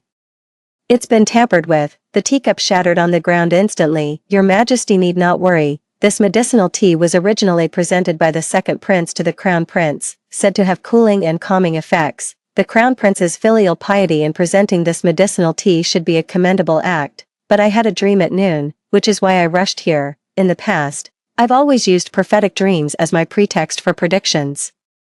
The Emperor had always trusted me exceptionally. Moreover, since the dreams kept coming true, he believed them without doubt. I told him about my dream where the tea was poisoned and we both suffered from drinking it. The Emperor's face darkened instantly. He summoned the entire Imperial Medical Bureau for examination. Soon, a royal physician reached a conclusion. Your Majesty, this tea contains a substance called Qingtuoluo. Qingtuoluo itself is non-toxic, but when mixed with tea properties, it produces a peculiar poison. The Emperor was furious. How dare someone attempt to harm me and the Crown Prince? He recalled whose hands had prepared this medicinal tea. Guards, summon the second prince. I coughed unnaturally, my eyes wandering. The Emperor's gaze instantly swept over. Divine Maiden, is there more you wish to say? I lowered my head and spoke slowly. In the dream, there was one more thing. 13. I told the Emperor about the past between Gu Yan and noble consort Rome. The Emperor was shocked and suspicious, sending his secret guards to investigate. Once the hardest conclusion was known, retracing the process quickly brought everything to light. The Emperor was furious beyond measure. Grand Tutor, you are far too impatient, forming cliques for selfish gains, colluding with princes, poisoning both me and the Crown Prince. Are you tired of being Grand Tutor and wish to become regent instead? The evidence is irrefutable. Gu Yan's face turned deathly pale.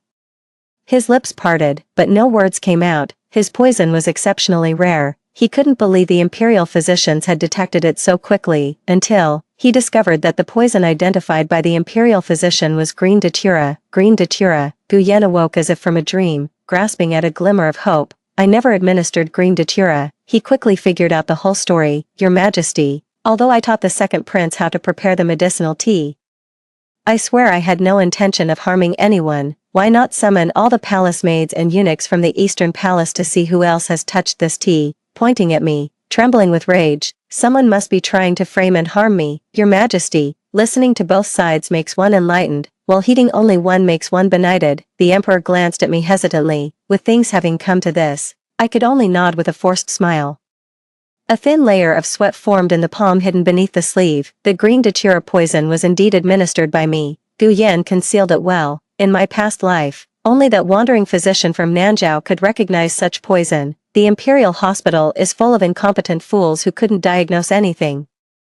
But I'm running out of time. In this vast sea of people, where can I find one wandering physician? However, as long as we confirm it's poisoning, what specific poison was used, does it matter? I still want to give it a try, just for the chance to take down both the Grand Tutor and the second prince in one move. I'd take this risk. That night I acted discreetly, a single oversight, and yet someone still saw it. That person was Misty Rain, the senior palace maid assigned to Shaoqi by the Empress. At present, the members of the Eastern Palace were brought one by one to the hall. In these past days, have any of you seen someone enter the Eastern Palace? My gaze met the Misty Rain in midair. She averted her eyes. There is indeed someone. I dare not hide it from you. Gu Yan pressed impatiently for an answer. Who is it? Yin Yu looked up. Grand Tutor Gu Yan, 14. Both witnesses and material evidence were present. Gu Yan couldn't defend himself despite all arguments, yet still tried to exonerate the second prince. Care leads to chaos. He completely lost his head, unaware that doing so would only anger the emperor further. The emperor flew into a royal rage. Gu Yan was charged with treason, dismissed from office and imprisoned, awaiting execution in autumn. On the eve of the execution, I went to see him in the dungeon. These days, he had already figured out what was going on. Hearing footsteps, he looked up coldly, killing two birds with one stone. What a clever move, I smirked. Of course, it's no match for the Grand Tutor's cunning schemes. Gu Yan was itching to pounce and tear me apart. Why do you keep targeting me and pressing me at every turn? The iron chains binding him clanked noisily. I looked down at him with contempt. I warned you. It's best to have a clear conscience and avoid wicked deeds. The dungeon reeked of blood, and I inhaled almost obsessively before suddenly laughing. Otherwise, beware of vengeful spirits coming to claim your soul. Gu Yan was stunned by my frenzied appearance. Who exactly are you, and what are your intentions? Things have come to this point. I might as well tell him, so he can die with clarity. I came for one person, to slay demons and clear his path for him. My little bodhisattva, just focus on your mercy for the 6 realms. Behind him, the wrathful Vajra deities subdue the 4 demons. Gu Yan scoffed. The victors become kings, the losers become bandits. No words needed. I raised my hand and poured all the wine brought by the jailer onto the ground. 1,000 cuts await, and not a single one shall be spared. 15. Shaoxia has gone mad. He lost the support of the Grand Tutor. The Emperor despises him, and Shaoqi feigns illness to avoid meeting. Overnight, he lost everything he possessed. Never again would there be a day of resurgence. As I stepped across the threshold of the cold palace, Shaoxia knelt by the wall, stuffing wild grass into his mouth to stave off hunger. In just a few days, he seemed like a completely different person, gloomy, haggard, and emaciated. His eyeballs moved mechanically. When he saw me, he only giggled foolishly. I bear you no grudge. Why are you treating me this way? That's a ridiculous question to ask. He's so young, yet his mind is already this venomous. You brought this fate upon yourself. I looked at him and retorted with undisguised sarcasm. Does the Crown Prince have some grudge against you? Shaoxia froze in place. After a long pause, a hoarse ha-ha sound escaped his throat. He lunged at me like a madman, but I sidestepped to avoid him. His head was bleeding from the impact, blood trickling down his brow as he wore a twisted expression between laughter and tears. Why, even you would stand by his side. He's the legitimate heirborn of the Empress, the Crown Prince who's been exalted since birth. Does he really need your help? What about me, a bastard born of an exotic beauty? I have nothing, goddess. Aren't you the goddess? Shouldn't you be saving all living beings? Come save me now. I categorically deny it. I am not. The only one who can save you is the person you yourself reject. What kind of goddess am I? From beginning to end, the only one willing to deliver all sentient beings was His Highness the Crown Prince. Starting today, this cold palace shall be your tomb. You'll be trapped here for the rest of your life, until death. I'll make him watch helplessly as he wastes away. The moon hangs high in the clouds, far beyond reach, and he, only fit to wallow in the mud with maggots, gazing upward his whole life. The palace doors closed heavily one after another. On the verge of death, Xiaozhi seemed to suddenly regain clarity. Between his lips, a faint vow drifted out. You killed my foster father. There will be time for this. I'll make you pay in blood.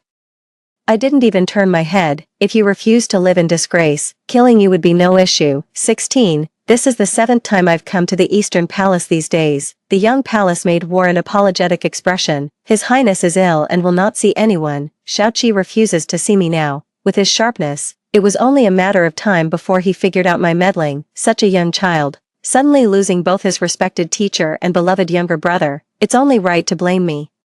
After some thought, I took out a jade seal from my sleeve. This was the birthday gift I promised to carve for him some days ago. I pondered many auspicious phrases, but ultimately engraved eternal joy without end. May his life be filled with endless joy and everlasting blessings. I asked a young palace maid to deliver it on my behalf, then carefully began to speak. Yunling has no defense to offer. At your highness's disposal. About to leave, I heard a hoarse voice. Wait. I turned abruptly.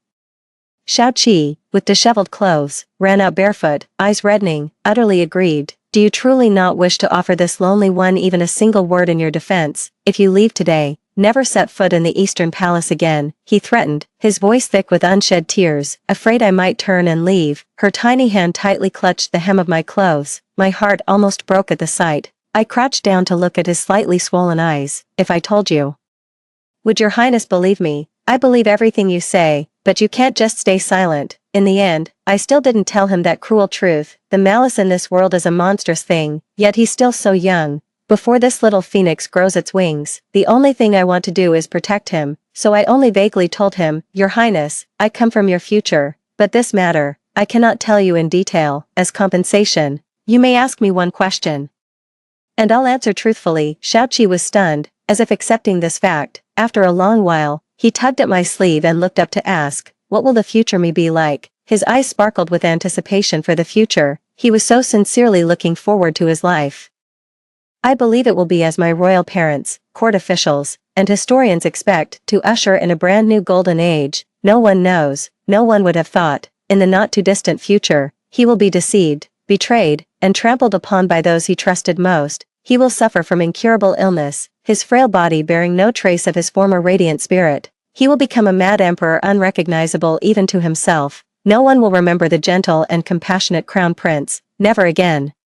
It felt like a knife stabbed through my heart, the pain making it hard to breathe. On the surface, I still managed to force a smile. I said, the future crown prince will shine through the ages, bestow blessings upon all people, and become a heroic ruler of his generation. I deceived him. In the future, he became a tyrant despised by all, took his own life on a snowy night at 27, a life of hardship and wandering, never finding peace. Xiaoqi's brows and eyes were brimming with radiant joy. What about the goddess? Will the goddess still accompany this lonely one? My nose tingled with sorrow. I will, even if millions turn their backs. Yunling will stand by your highness's side. Xiaoqi is truly a sensitive child. I wonder if he noticed something. He suddenly asked me cautiously, then, what if one day, the goddess is no longer here? Shoo. I placed my index finger before my lips. Your highness, that would be the second question. We agreed, only one question allowed. If you ask again, I won't be able to hold back my tears. Xiaoqi huffed angrily and burrowed himself under the blanket. He rolled around, looking quite annoyed. Suddenly remembering something, he poked his head out, his voice muffled. Goddess, you won't leave, right? Rest assured, young highness, how could I bear to leave you? 17. When I left the Eastern Palace, I happened upon the Empress's procession. Aunt Yenyu, who had escorted me out, came to a halt. She gestured to me with a pleased motion. Her Majesty the Queen has been waiting for a long time. My heart suddenly sank. Again, the Queen's gentle voice came from within the palanquin. Divine Maiden, do not worry. This consort merely wishes to speak a few words with you. I pursed my lips and parted the beaded curtain. The Empress was extraordinarily beautiful, a dignified and graceful face shape, with slender, sparse eyebrows arched like crescent moons, exuding a sense of refinement, like guanine stepping out of an ancient painting. I couldn't tear my eyes away, finally understood where Shaoqi inherited his looks from. The queen was accustomed to this. Seeing my dazed expression, she did not reprimand me, she merely took a sip of tea. The goddess's actions are rather careless, aren't they? My breath hitched, knowing she was referring to my consumption of king tuoluo, but don't worry, she chuckled lightly as she set down the teacup. Yanyu is my most trusted confidant. What happened that night will never be known by a fourth person. I opened my mouth hesitantly. Suddenly, I didn't know what to say. After a long pause, all I managed to ask was, why? Because I trust you. The Empress lowered her gaze, admiring her golden fingernail guards. 10 years ago, I met you. You once saved my little phoenix's life. What? My eyes widened abruptly. How is this possible? The queen's expression remained indifferent. You need not doubt. This palace never forgets what it has seen, therefore, this palace believes in you. The next sentence carries an implicit meaning. This time, it is this palace who settles the goddess's affairs. Next time, be more careful. Before I could ask more, the Empress smiled faintly. This consort is weary. Misty rain. See our guest out. 18. Within the palace stands a stargazing pavilion. It is said that the current imperial preceptor is the wisest and most enlightened person in the world. However, with an eccentric temper, even daring to contradict the emperor, thus falling out of imperial favor, after a long time, the door of the stargazing pavilion was knocked upon once again. The thick dust made me cough incessantly. After a moment, the dust gradually settled, and the view became clear. I saw a rather young and handsome little monk. His features were picturesque, with pearly teeth and vermilion lips. He chanted a Buddhist invocation. The young monk, Miaofa. The voice was hoarse like an old man's. I was so startled that I took a step back. Miaofa remained oblivious, smiling with closed eyes. Goddess, how have you been? Would you like some wine? 100 emotions surged in my heart. I didn't know whether to ask him first, can you see me? Or monks aren't supposed to drink wine, are they? Or perhaps, have we met before? Miaofa seemed to know exactly what I was thinking. He said, this humble monk recognizes your footsteps, benefactor. I frowned. You're quite a strange monk, aren't you? He wasn't angry, just chuckled softly. The goddess's words make this humble monk somewhat sorrowful. I rubbed my arm, nearly getting goosebumps. An awkward silence ensued. The mystic law sighs. On the Little Highness's 100-day celebration, the skies were ablaze with rosy clouds, and 100 birds sang in unison. A celestial immortal wandered here and bestowed upon the Little Highness the courtesy named Phoenix.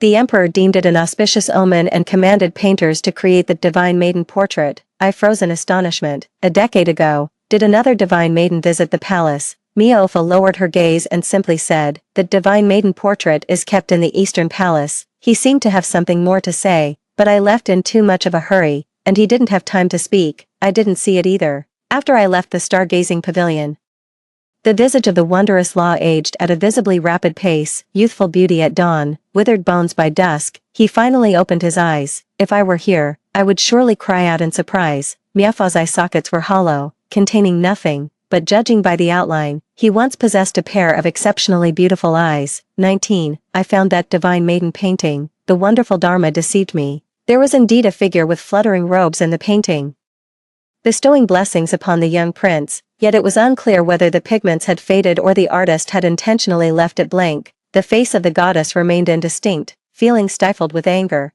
After much deliberation, I still believe Miaofa knows something. Not only does he know, but he also deceived me. I rose in a furious rage, ready to storm the stargazing pavilion, but then I heard the bells toll, like a stone cast into water, sending ripples through the palace. I called out to the eunuch running past me, what's going on? In my past life, I heard Shaoqi's funeral bell toll. It wasn't like this now. The Grand Preceptor has passed away. The stargazing pavilion has an unusually large number of visitors today. I pushed through the bustling crowd. My gaze swept over the withered remains on the lotus platform, then wandered aimlessly around the attic. What about the wondrous Dharma? With sleeves heavily drooping, Shaoqi looked up at me with a worried expression. Goddess, why are you crying? I touched my face and only then felt the wet traces on my hand. I don't know. Queen, wonderful Dharma, goddess painting. The world spins before my eyes. The mottled hues of the scroll fill my vision. I could even see the tiny down feathers on that phoenix's wings, yet no matter how hard I tried, I couldn't clearly see the divine maiden's eyes and brows in the painting. I must have forgotten something very important. Most likely, after many inquiries, I found Miafa's apprentice outside the palace. Upon learning my purpose, the portly monk lowered his brows and chanted a Buddhist invocation. The benefactor has arrived. These words suggested he had long anticipated my coming. The master did indeed leave a message for the benefactor. The plump monk smiled. Would the benefactor like to hear the truth or a lie? I froze. What? The lie is, better to cherish the one before your eyes. The truth is, I hate you so much. But being with you is fun. I want to meet you again in the next life. 20. The 19th year of Jianing, spring blossoms in their grace. Yunling. A figure in fluttering red robes came galloping through the woods. Broad shoulders and a narrow waist, whose young master is this strikingly handsome. He pulled out a chubby little white cat from his bosom and presented it to me like a treasure. Its fur is so white and soft to touch. I've given it a name. Let's call it Osmanthus Cake. Okay. His eyes curved with a starry glint of laughter. This year, Shaoqi turned 16, just as I wished. He grew into a spirited young man. This is a highness I've never seen in my past life. I gazed at the radiant youth before me, my heart aching, unable to tear my eyes away. He should have remained like this forever, bold and brilliant. However, what I didn't expect was, the young prince has grown up, no longer trailing behind me like a little shadow, calling me goddess. Instead, he affectionately calls me Yunling at every turn. He was once curious about the origin of my name, pestering me with endless questions. I helplessly pointed at the cloud slice cake on the small table. Then at another plate of Poria Coco's cake. It sounds funny, but that's truly how it came to be. I was abandoned at birth and remained a nameless beggar until the age of 10, when I sneaked into the Spring Breeze Pavilion. Back then, some maids were just passing around pastries. I have no name, but I remember the names of all the pastries. Young master, I am Yunling. Then I stood before Feng Ling and told him this hastily concocted name. The cloying scent of passion still lingered in the room. Feng Ling wore a thin robe, her gaze fixed on the distant sky, unfocused. I crouched before him, stammering as I spoke. Young master, from now on, Yunling will protect you. Yunling has come to repay your kindness. Feng Ling's eyeballs turned mechanically. He spoke, his voice so light it seemed to dissipate in the lingering stove smoke. What kind of gratitude are you repaying? How could I ever forget this? I solemnly remind you. On New Year's Eve, the young master gave me a steamed bun. At that time, I hadn't yet recognized that the person before me was the crown prince. I came to his side, followed him, and pledged my loyalty to him, simply because, when I was starving, he gave me a steamed bun. Feng Ling was stunned. He had shown countless acts of kindness throughout half his life, diligently striving to be a benevolent crown prince. In the end, he was abandoned by all. Only a little beggar remembered the steamed bun he casually gave away, covering his face. His whole body trembled as he burst into uncontrollable laughter, yet I felt he was crying. Young master, I panicked. Who dared to bully you? I'll kill them. For this one promise, I followed you through 2 lifetimes, never dared to forget. 21. The Osmanthus cake Shaoqi picked up grew bigger and bigger, until one day, I fell into deep thought as I noticed the black stripes gradually appearing on its body. Osmanthus cake wagged its big head, its round ears nudging against me. Awoo. I stroked its thick paw and glanced at Shaoqi beside me. Is this the cat your highness picked up? Shaoqi coughed lightly, struggling to suppress his laughter. Ailing, how did you only notice this now? Your highness has become naughty. I got so angry that I pretended to pinch Shaoqi's ear. He grabbed my wrist, his eyes curved in a pleading smile. I was wrong. This humble one admits the mistake. Amidst the playful banter, a light cough sounded from ahead. Misty rain furrowed her brows. Your highness, Miss Qin's carriage is already waiting outside the palace gates. The crown prince had reached the age for selecting a consort. The queen searched through noble ladies in the capital repeatedly, finally setting her sights on Qin Wan, the granddaughter of the old duke. Both families intended to arrange a match, so they chose tonight's lantern festival night market for the two to stroll together. Shaoqi frowned. Didn't I say I wouldn't go?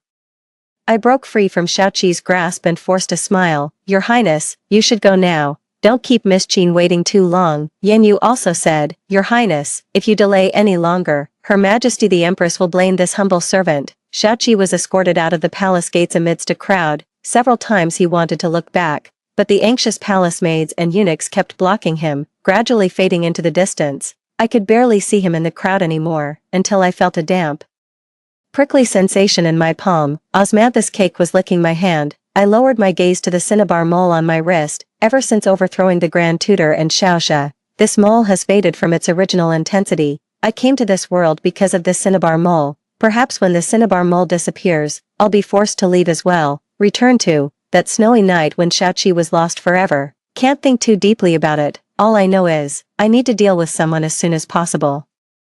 These days, a major incident occurred in the imperial court. The northern garrison army returned victorious, and young Marquis Duan will arrive in the capital shortly. 22. In the previous life, Your Highness regarded Duan Chongfeng as a close friend, yet Duan Chongfeng provided false testimony for Gu Yan, falsely accusing Your Highness of conspiring with him in treasonous correspondence. He did all this simply because he couldn't stand Your Highness's gentle and compassionate demeanor. Thus, he schemed meticulously to drag the lofty flower down from its divine pedestal. He wanted his gaze to focus solely on himself, leaving no room for others. To satisfy his perverse possessiveness, in their past life, Xiaoqi's first act after ascending the throne was to kill him. The Duan family had been marquises for generations, with deep-rooted influence in the court. Now without the Grand Tutor and Xiaozhi collaborating with him from within and without, after Miafa's nirvana, I succeeded as the state preceptor and also cultivated my own influence within the palace. It remains difficult to take action against Duan Chongfeng. However, I recall those humiliations and tramplings. I wish I could kill him with my bare hands right now. Roar, my hands tightened unconsciously. Hurting the osmanthus cake I was holding, it jumped out of my arms angrily, complaining to me with grievance. At that very moment, someone hurried over with urgent news. Duan Chongfeng has left the main army and taken a side road back to the capital. He has now entered the city. As night fell, I suddenly rose to my feet. Duan Chongfeng returned alone without his guards, and he had sneaked back secretly. The opportunity has come. 23. When I found Duan Chongfeng at the night market. He was harassing a girl, refusing to return the lantern he had snatched from her. The palm gripping the dagger grew slightly sweaty. I took a deep breath. Yunling, I warned myself, if tonight's plan succeeds, Your Highness will have no more worries. My time is running out. While he's occupied toying with that girl, I raised my hand, a blade flashing from my sleeve through the night. Crack, a dull thud as the blade pierced his neck. Duan Chongfeng reacted too quickly. Almost an instinct honed between life and death, his body twitched slightly, dodging the vital point. He narrowly avoided what should have been a fatal strike. Like an enraged beast, he gripped the blade desperately, letting it cut deep into his palm until blood dripped freely. With his other hand, he blocked 7 or 8 of my accomplices and effortlessly broke my right arm. He ignored the surrounding attacks from other assassins. Every move was seasoned and ruthless. Aimed straight at my vital points, the crowd panicked and began pushing chaotically at the sight of blood. There's an assassin. Murder, murder, quick, report to the authorities. In that instant, amidst the bustling crowd, I saw a pair of startled eyes. Xiaoqi was looking at me, through the black cloth covering his face, as if trying to peer deep into my soul. After a brief moment of eye contact, I averted my gaze. The dagger was nearly bent into scrap metal by Duan Chongfeng. Clattering to the ground, I thought to myself, this is bad. Without another thought, I dashed into the alley. Duan Chongfeng clutched his neck and roared in anger. He set his sights on me tonight and chased after me. I swear I'll kill you. The night wind made my robes billow. I caught the heavy scent of blood from the person behind me, fleeing desperately into ever deeper and more dilapidated alleys. Duan Chongfeng spent years campaigning abroad, while I've scurried through the streets and alleys of Shengjing like a rat since childhood. When it comes to familiarity with these winding lanes, he's no match for me. Soon, after rounding 2 more shadowy alleys, Duan Chongfeng was completely shaken off my trail. I collapsed weakly to my knees on the ground, clutching my chest, unable to stop panting. The fabric at my lower abdomen was soaked with blood. The assassination failed, lost a hand, and got a bloody hole stabbed through my body. Duan Chongfeng's vigilance is even higher than I expected. This time I underestimated the enemy. From far to near, flames lit up as numerous footsteps mingled with the night. The government officers are chasing us. I staggered to my feet unsteadily, just took 1 step forward. In the darkness, a cold voice rang out. This person had chased all the way here without even catching their breath. Halt, my whole body froze. No longer caring about the pain, I turned and fled. Yunling, how dare you? Xiaoqi gnashed his teeth in anger. If you dare to run away, I'll break your legs when we get back. I mean what I say. I thought, it's over. Just as I was doing something bad, I got caught red-handed. His Highness is truly angry this time. He wouldn't really arrest me and execute me on the spot, would he? I pretended to be weak, covering my abdomen, staggered a few steps towards Xiaoqi's direction. Your Highness, it hurts so much. Aiming carefully, I suddenly collapsed onto him. Xiaoqi instinctively caught me. He touched a handful of blood and panicked. Poria Cocos. I smelled the deep, elegant palace fragrance on him, pretended to faint. Your Highness shows compassion for the weak, so I presume you would first take me back to the palace for treatment before proceeding with any reprimands. As for Duan Changfeng, he hasn't shown his true colors yet. The matter of killing him requires careful planning. 24. Duan Changfeng was utterly humiliated, hopping mad with rage. He kept shouting that once the assassin was caught, he'd have the person sliced to pieces. Don't you think this is downright spooky? That night the entire city was on lockdown, every corner of Shengjing was turned upside down, and yet, the assassin still managed to escape. Seeing Xiaoqi ignore him, Duan Changfeng cried out in pain, as if unable to take care of himself. He wanted Xiaoqi to apply medicine for him. Xiaoqi lifted his eyelids. Finally uttered the first words of the day. Did your hand break? Duan Changfeng observed his expression. Is that white tiger you picked up making you angry again? What was its name again? Folding cake. Xiaoqi let out a cold laugh, separated by a folding screen. I listened with trepidation. That night, Xiaoqi stuffed me into a carriage, evaded inspection, and brought me back to the palace. Sitting under the lamp, he saw clearly my blood-stained, wretched state. He could barely suppress his fury. 2 lifetimes. This was the first time I'd seen him so angry. He asked, "Why do this?" I said, "Because I have a grudge against him." "What grudge?" "A blood feud." Xiaoqi couldn't get any answers out of me, so he simply confined me to a side hall to recuperate from my injuries, letting Duan Changfeng rage in frustration at being unable to capture anyone. I couldn't figure out what Xiaoqi was thinking either. Duan Changfeng had just left.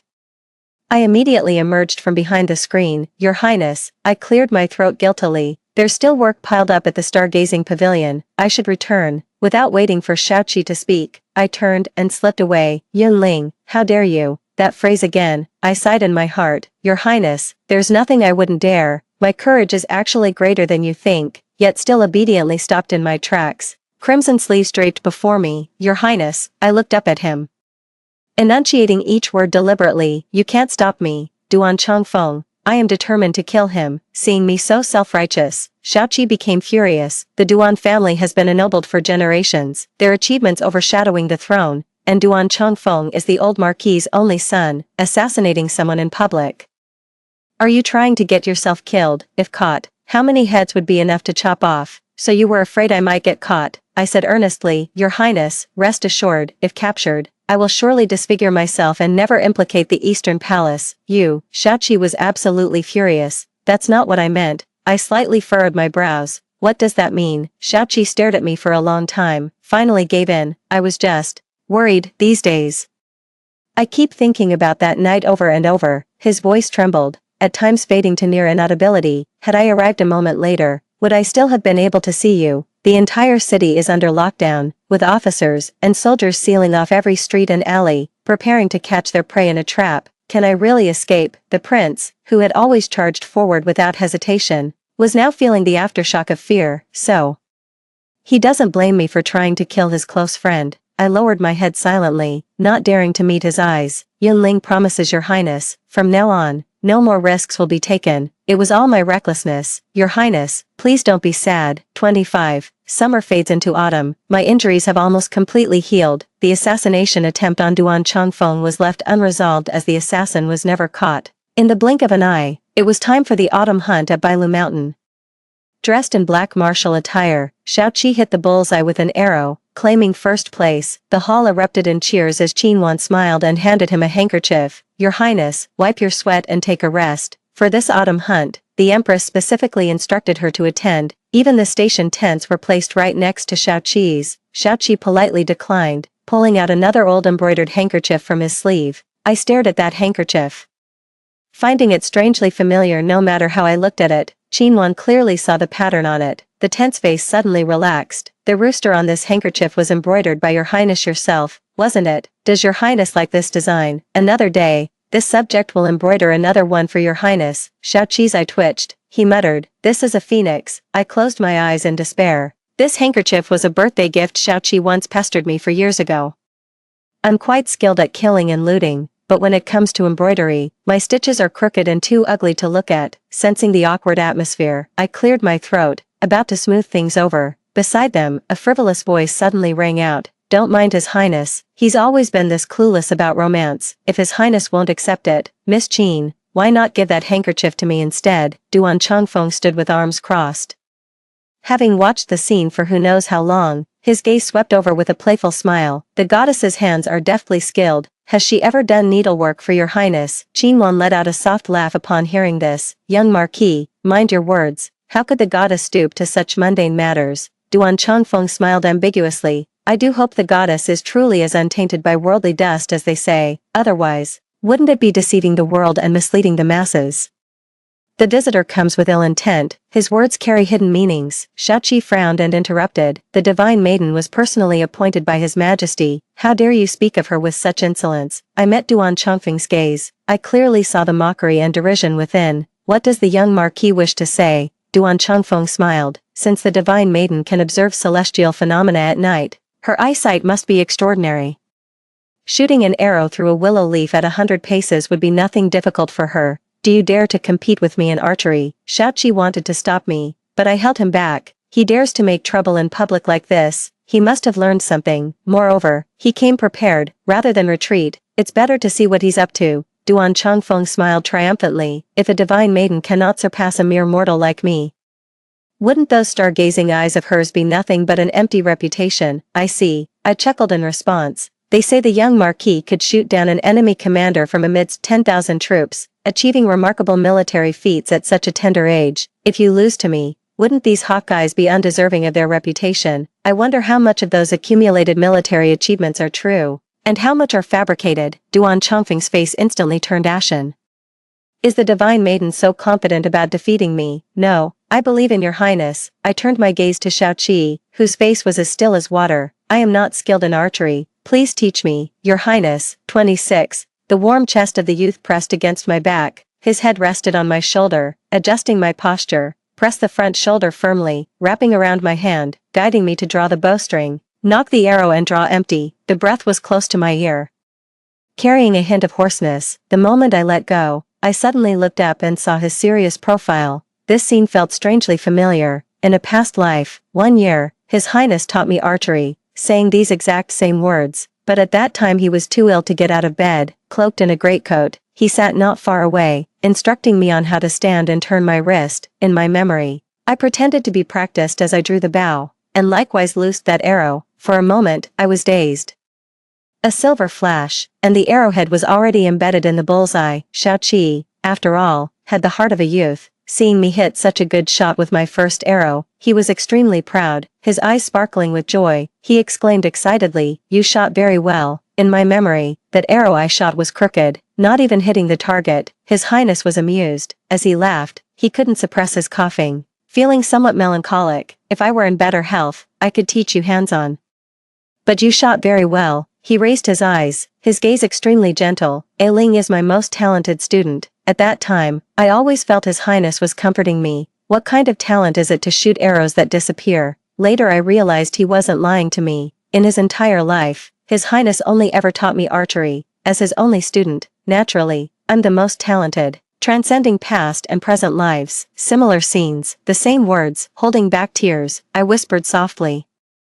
Because your highness taught me well, I'm not the best student, but your highness is the best teacher. Duan Changfeng watched coldly, impatiently toying with his heavy bow, started speaking with sarcasm. What? The goddess has already learned archery. If you lose later, don't say I bullied you. How about you divine a hexagram for yourself and see what your chances of winning are today? I neither agreed nor disagreed. I've already divined it. Duan Changfeng was taken aback. What? As I spoke, I had already picked out a bow, turning back with a smile. Tenfold. Beating you is more than enough. This is the archery His Highness once taught me. I will never lose. 27. Duan Changfeng knocked and drew arrows in rapid succession, completing the motion in one fluid movement. 3 white feathered arrows hit the bullseye in quick succession. The crowd cheered as Duan Changfeng raised a scornful eyebrow and gestured for me to proceed with a please motion. I glanced at him. I knocked all 3 arrows onto the bowstring simultaneously. The crowd whispers among themselves. Even the young marquis only shoots 1 arrow at a time. The goddess is being overly confident. With her like this, she probably can't even draw the bow. I think this is just losing composure. Duan Changfeng crossed his arms and sneered. Overestimating your own abilities. I stared into the distance. but in my mind lingered the gentle expression of His Highness on his sickbed. He said, "Ling is my most talented student." His Highness was proficient in the 6 arts, with particularly outstanding skills in archery and horsemanship. In his youth, he shot and killed a fierce tiger with a single arrow, becoming the most celebrated prodigy in the capital. "I believe, teacher, I have not disgraced your reputation. For those words of yours, in my past life, I mastered archery to perfection. Though I couldn't shoot down a fierce tiger, I could easily hit a willow leaf 100 paces away. I'm no longer the little girl who could miss her shots. The bow bends like a full moon. With a whistling sound, 3 white feathered arrows lead the string. One hits the bullseye perfectly, wedging between Duan Chongfeng's 3 arrows. An arrow hits a wild fruit on a distant tree, dead center without the slightest deviation. The last arrow grazes Duan Chongfeng's head and embeds itself into the tree trunk, startling a shower of green leaves from the tree. Silence falls. Shaoqi looked at me in astonishment. Duan Chongfeng's face darkened, yet he remained defiant. "The competition rule is to hit the target. The one with more arrows on the bullseye wins. Even if you shoot an arrow at my head, there'd still only be 1 arrow on the target. What good would that do?" I let out an inexplicable laugh. The next moment, exclamations erupted from the crowd. Duan Chongfeng looked up in astonishment. On the target, only 1 of my feathered arrows remained. The arrow's force was so great that it knocked down all 3 of Duan Chongfeng's arrows. I met Shaoqi's gaze and smiled faintly. "Young Marquis, I concede." 28. The moonlight was clear and bright. I gazed at the candlelight, pondering how to embroider a more beautiful phoenix. An uninvited guest arrived in the tent. A gleaming blade flashed before my eyes. It came straight for my neck. It was almost an instinctive bodily reaction as I leaned back to evade. Turning around, I thrust the dagger from my sleeve in a backhand strike. In the blink of an eye, we had already exchanged 7 or 8 moves, until he pinned me against the edge of the bed. I knocked off the black cloth covering his face. "It's you." Duan Chongfeng's thumb brushed past the corner of my eye. "Miss Qin was right. It was indeed you that night, Your Excellency the Divine Maiden. You've been quite hard to find, young master." Qin Wan. It suddenly dawned on me. That night, more than just Shaoqi saw me, there was also Qin Wan who came chasing after. If it weren't for her betrayal, Duan Chongfeng would never have suspected me. The next moment, he groaned and was forced to retreat. I pulled out the dagger that was embedded in his abdomen. Blood splattered, dripping and staining the newly embroidered silk handkerchief. "TSK, I frowned in disgust, grabbed Duan Chongfeng's hand. Duan Chongfeng licked his lips. "What, is the goddess scared now? Beg me." The smile was teasing. "If you beg nicely, maybe I'll let you go." Amused eyes lingered on my loosened collar from the fight. Catching my breath, I shouted toward the tent entrance. "Help, there's an assassin." Duan Chongfeng was stunned. He smiled strangely, full of mockery. "No one is coming to save you." He simply pulled open the bed curtain with bold abandon. As he said, there wasn't a single guard in sight on patrol. The emperor was assassinated. All the guards went to rescue him. Then who will come to save you? In the blink of an eye, my pupils contracted as I grasped the hidden meaning behind his words. "You dare." He smiled, his ambition gleaming unmistakably in his eyes. "Why wouldn't I dare? However, I won't kill you for now. Aren't you the Divine Maiden? I can't wait for the day we drag you down from your sacred pedestal." I frowned. "We." Duan Chongfeng clicked his tongue. If he knew you've forgotten him so easily, he'd probably go mad with rage. "The people you've offended are not just me." 29. I hurried to the main tent and finally understood Duan Chongfeng's meaning. The emperor was assassinated. At the critical moment, someone rushed forward to take a knife for him. Second Prince Xiaosha. After years apart, he had grown into the appearance of a young man. His features were deep-set and somber, with no trace of his former innocent demeanor remaining.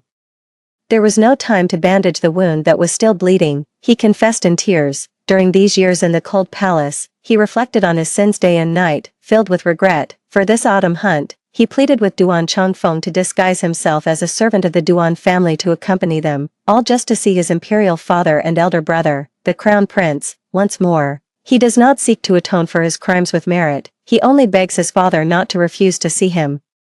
Blood soaked his clothes in large patches, so it was a self-inflicted scheme of suffering all along. The emperor sighed, his eyes filled with nothing but heartache. "Back then, you were still young and inevitably misled by treacherous people. If you truly repent, then all is well." Xiaosha expressed his gratitude, looking utterly grateful and obedient, extremely well-behaved. Only I could see it. As he stood up, he curved his lips toward my direction, revealing sharp canine teeth.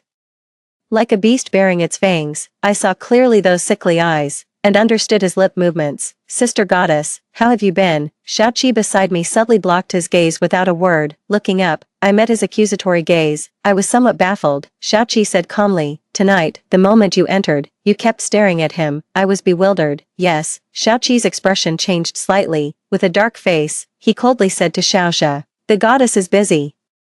She does not receive idlers on ordinary days. If you wish to reminisce, you may come find me. Xiaoxia smiled sweetly. This is excellent. 30. The relationship between Xiaoxia and Duan Changfeng wasn't as simple as I had imagined. Perhaps some deal was struck between them. With no power or influence now, what exactly did Duan Changfeng see in Xiaoxia to offer his assistance and form an alliance? Today marks the final day of the autumn hunt, an unexpected calm. At the moment, Xiaoqi chased the wild fox into the mountain forest. Since the first day he entered the mountains, he had been longing to hunt for a piece of soft fur. The guards around him were dwindling. I pursed my lips and urged my horse to follow. The moment we entered the forest, something unexpected happened. An arrow glinting coldly shot out suddenly from the shadows. Xiaoqi turned around, and the arrow narrowly missed his shoulder. Just as we breathed a sigh of relief, we saw Xiaoqi's pupils constrict sharply. Ling. Dozens of cold arrows shot towards me simultaneously. So the previous arrow was just a feint. This time, they're coming for me. The leaves rustled, revealing countless black-clad assassins hidden in the bushes. I gritted my teeth. Your Highness, run. Xiaoqi remained silent, firing 3 more arrows that sent the black-clad ambushers behind me wailing to the ground. A smoke bomb exploded in the air. In the chaos, I got separated from Xiaoqi. Seeing these assassins were all targeting me, I dashed deeper into the woods. The terrain was complex. Perhaps there was still a sliver of hope, but ahead, I saw a broken cliff. There's a familiar figure over there. Duan Changfeng had just stowed a wild badger into the side pouch behind his horse. The pursuers had already caught up from behind. I turned my horse around and looked at Duan Changfeng, who turned back in astonishment. His face was filled with terror. What are you trying to? Ugh. Deciding to just push Duan Changfeng off the cliff edge along with me. During the rapid descent, I clung desperately to his collar, pressing down on him. Make sure he's the one who hits the ground first. Duan Changfeng frantically pried at my hand. You're crazy. I bit down hard on the back of his hand, and he let go in pain. I thought, if I die here today, taking one down with me is worth it. Not a bad deal. 31. Below the cliff, tree branches sprawled wildly. Good news, I didn't die from the fall. Bad news, Duan Changfeng didn't die from the fall either. This is our 3rd day trapped at the bottom of the valley. Duan Changfeng sat in the corner of the cave, bruised and battered. His face was scratched by small tree branches. Sensing my gaze, he looked up warily. What are you trying to do now? Last night while he was sound asleep, I pressed clothes tightly over his mouth and nose. Unfortunately it failed. His struggling was too strong and threw me off. So this morning, he kept looking at me like that. I sneered. You'd better sleep with your eyes open tonight. I touched my neck, where bruises still remained. Those were marks from 2 days ago when he tried to strangle me, but he didn't succeed either. There's still a hairpin hidden in my sleeve. It was thrust hard into the back of his neck, forcing him to loosen his grip. These days, he and I have been trying to kill each other. Duan Changfeng scratched his head irritably. I told you, this assassin has nothing to do with me. It's that brat Xiaoxia who couldn't hold back anymore and decided to target you. The expression doesn't seem feigned. I casually asked. So what exactly did you see in Xiaoxia to form an alliance with him? Because he's easy to manipulate. Duan Changfeng smiled with ambiguous meaning. A prince without power, what else can he do but rely on me? In that moment, I was certain I saw the ambition in this man's eyes. The Duan family's achievements overshadow the throne. How could they be content with mere vassalage? He intends to prop up a puppet emperor. But Xiaoxia wasn't so easy to control. In his previous life, after Xiaoxia ascended to power, he secretly divided the military generals. By the time Duan Changfeng realized what was happening, he had lost most of his military authority and could only flee in panic back to the northern frontier. His Highness's path of vengeance in the past life. The first step is to settle accounts with Duan Changfeng, the weakest faction. Use his blood to consecrate our banner. I kept a straight face and merely said, Young Marquis, beware. Puppets may devour their masters. Duan Changfeng said disdainfully. Just him. He's being far too confident. I pretended to casually remind him. You really had no idea about the assassins he hired this time. Xiaoxia was indeed too reckless this time. Even if he hates me so much, he shouldn't have openly tried to kill me at this moment. What Duan Changfeng can least tolerate is acting without authorization. It seems years in the cold palace have driven Xiaoxia mad. The person before me darkened their expression. I think it's done. once the seed of discord is sown, its growth into a towering tree is just a matter of time. I want them to turn against each other, then, divide and conquer. 32. The forest beneath the cliff is perpetually shrouded in thick fog. I tried finding the path several times, but kept going in circles and ended up back in front of the cave. This is the 7th day trapped at the bottom of the valley. Don't waste your energy. Duan Changfeng lifted his eyelids. If you're so eager to die, why not let me strangle you to vent my hatred? The last distress smoke signal on him has just been used up. Yet there's not a single trace of any search and rescue team. He's in a terrible mood right now, I sneered. In my eyes, you're in cahoots with Xiaoxia. Xiaoxia harmed me, which means you harmed me. As for whom I take revenge on, it makes no difference. Duan Changfeng was furious. You woman, how can you be so unreasonable? I also laughed in extreme anger. If you have the ability, kill Xiaoxia, and I'll let you go. Duan Changfeng seemed to be seriously considering this proposal. Really?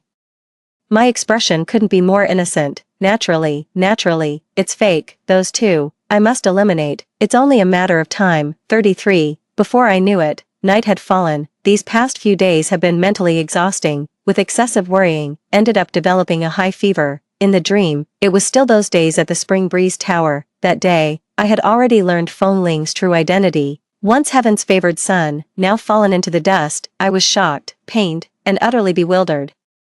His Highness lowered his eyes calmly, his expression fading into the daylight. He said staying by his side was dangerous, that many hated him, and perhaps I might lose my life one day. If I were to leave now, he wouldn't blame me. What was it that I said back then? I said, I would serve your Highness faithfully until death. Later, I traveled around with your Highness's handwritten letter, contacting former subordinates. One day, I managed to reach the former leader of the Eastern Palace's secret guards. He was also searching for your Highness. Everyone lurks in the shadows, awaiting only your Highness's return. I rushed back excitedly, eager to share this tremendous news with your Highness.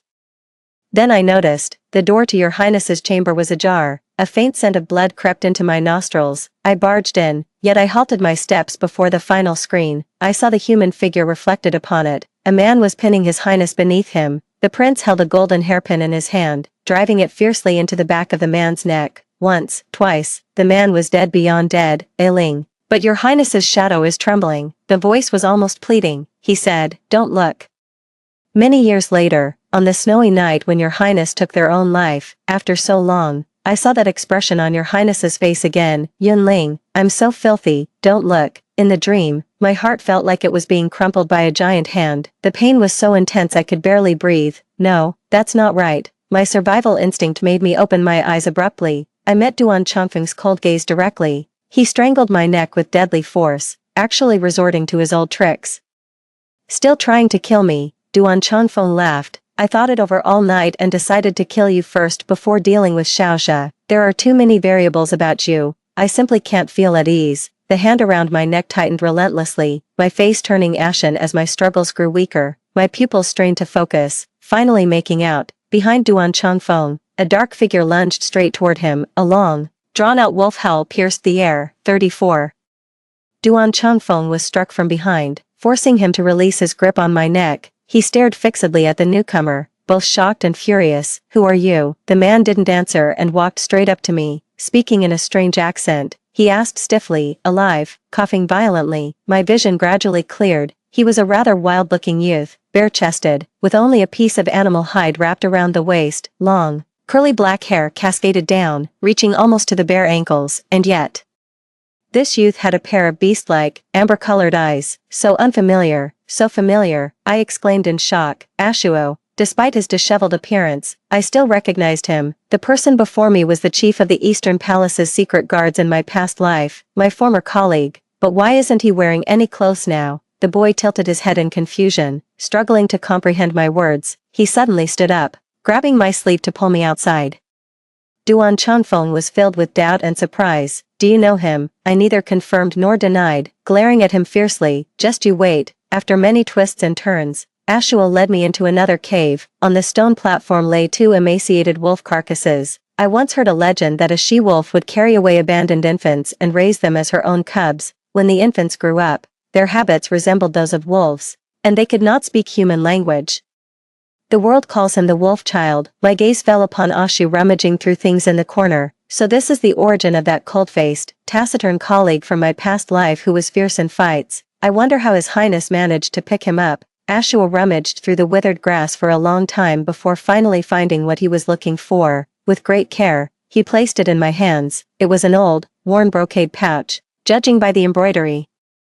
It was about as skillfully made as my own poor attempts. The fabric looks quite good, somewhat resembling the new styles brought to the Eastern Palace this year. I opened it and shook it out. Inside were some dried herbs I didn't recognize. What is this? Ashua pointed at me, then stammered, repaying a favor. I thought, perhaps this sachet is related to the Eastern Palace. Did he smell a similar scent on me and follow me because of that? Piecing things together, I arrived at a vague conclusion. Someone from the Eastern Palace once saved Ashua and left this sachet. I frequently visited the Eastern Palace, thus carrying a similar scent. Ashua noticed and wanted to follow me back to repay the kindness. Lost in thought, Ashua had already formed a complete sentence. Name, he said. I follow you. I froze for a moment. Then you shall be called Ashua. Ashua was still staring at me, wanting to know why. A sudden idea struck me. Because today is the first day of the lunar month.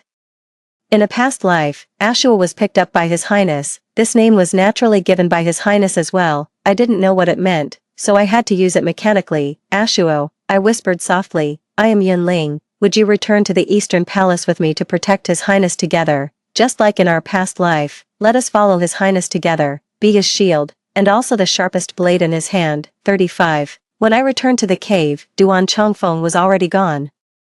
Having failed to kill me tonight and seeing I had reinforcements, fearing my retaliation, he naturally fled overnight. My forehead was still burning hot. Seeing Ashua guarding the cave entrance, I drifted into a drowsy sleep. I was startled awake by the sensation of something wet and rough against my palm. Raising my eyes, I saw Ashu kneeling before me, licking my hand. There was a deep wound there, almost reaching the bone. These recent sweltering days have prevented it from healing properly. Ashua, I exclaimed in shock. What are you do? The next moment, I saw him spit out a pile of green, wet grass residue with a woof sound. It smoothed out in the palm of my hand, so it was applying medicine. I closed my eyes with indescribable complexity, trying to withdraw my hand. The wound. Ashu stared at me persistently. It could be fatal. He buried his head and then grunted while applying medicine. I thought with utter despair. A child raised among wolves will indeed inherit their habits.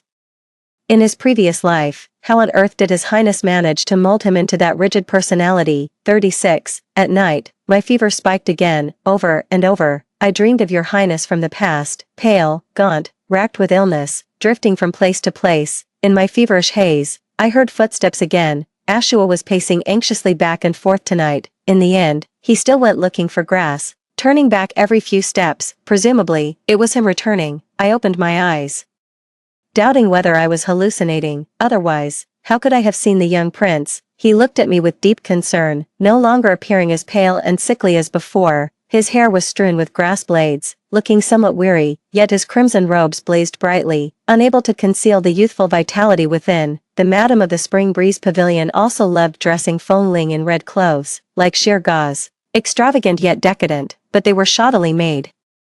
Rubbing against the skin until allergic blood spots appeared. Suddenly, my tears began to fall. That's how it is. This is exactly how the young lord should look. The young lord should wear such luxurious and soft red garments. Seeing my tears, the young lord before me seemed somewhat flustered.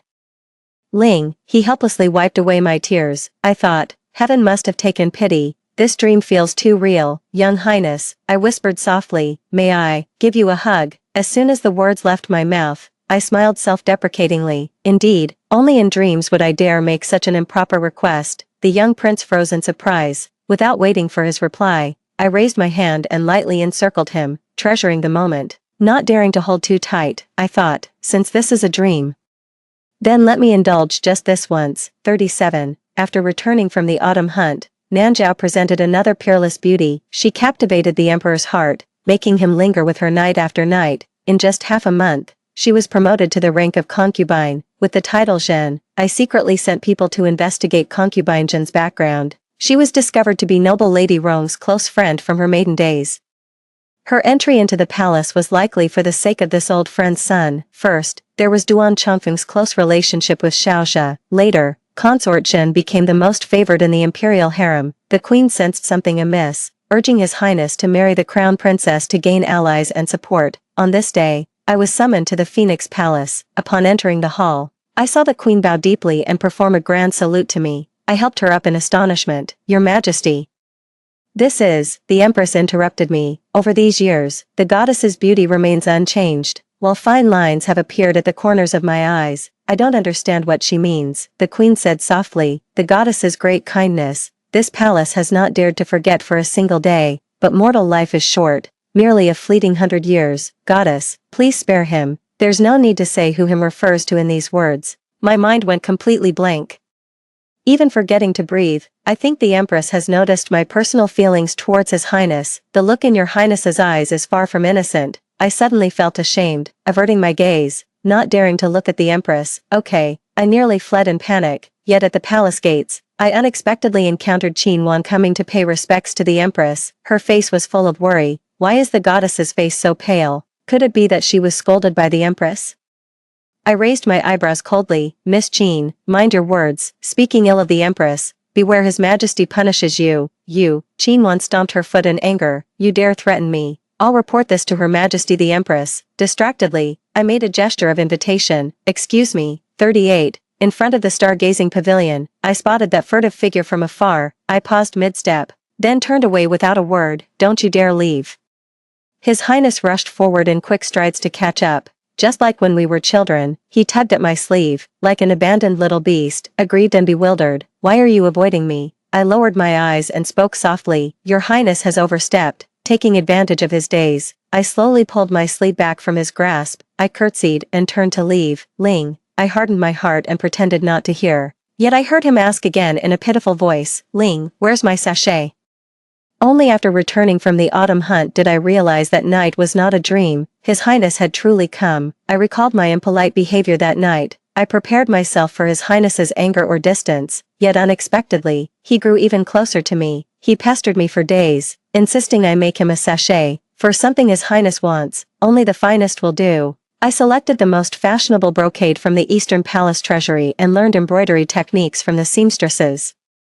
After several sleepless nights, I barely finished it when the Empress summoned me, so it's been hidden in my sleeve all along, never given away. I averted my eyes, my voice tight. I'm sorry, I forgot. Behind me came the young man's persistent questioning. Do you still remember that you promised to accompany me to the Lantern Festival tonight? I kept walking without looking back. I'm sorry. 39. I deceived Your Highness. I still intend to go to the Lantern Festival, just not with him. For today is the death anniversary of His Highness from a past life. His Highness was born into luxury. In his youth he wore fine silks and rode spirited horses, adored lanterns and fireworks, and reveled in splendor. Such a man, yet he died on a bitterly cold snowy night, so I thought, I would pick the finest lantern for him. I truly saw such a lamp. The paper was painted with phoenix patterns, layered with fine gauze outside, soft and hazy. It was hung on the highest pavilion in the Eastern Market. Like a pearl falling into the night. Young lady, the lanterns hanging in the attic are not for sale. Seeing me take out my purse, the shopkeeper stopped me with a smile. He pointed to the crowded pavilion in the distance. Climb the pavilion for a contest. The winner may take the lanterns. I climbed up to the attic and breathed a sigh of relief. The competition among the crowd was archery. Suddenly, a charming female voice came from behind. Your Excellency the Divine Maiden.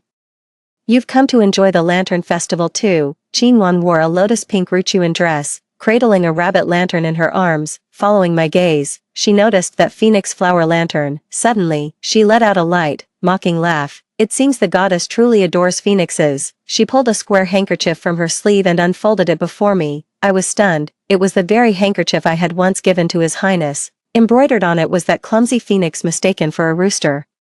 Back at the hunting grounds, I was still puzzled. One would expect His Highness's belongings to be of the finest quality. How could there be such a crudely made handkerchief? Now that I think about it, was it perhaps embroidered by the goddess? I frowned. How did it end up in your hands? Qin Wan smiled and said, naturally, it was a gift from Your Highness. In the future, I shall be the crown princess, as husband and wife are one.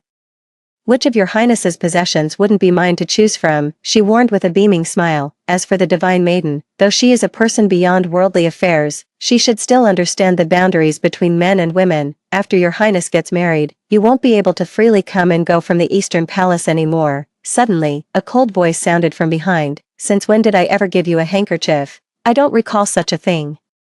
Qinwan turned her head in astonishment. His Highness's eyes turned icy as he chuckled coldly. Miss Qin seems rather overeager, attempting to meddle in the Eastern Palace affairs already. Did this crown prince grant permission? Qinwan's face changed expressions faster than an acrobatic troupe. Tears welled up in her eyes.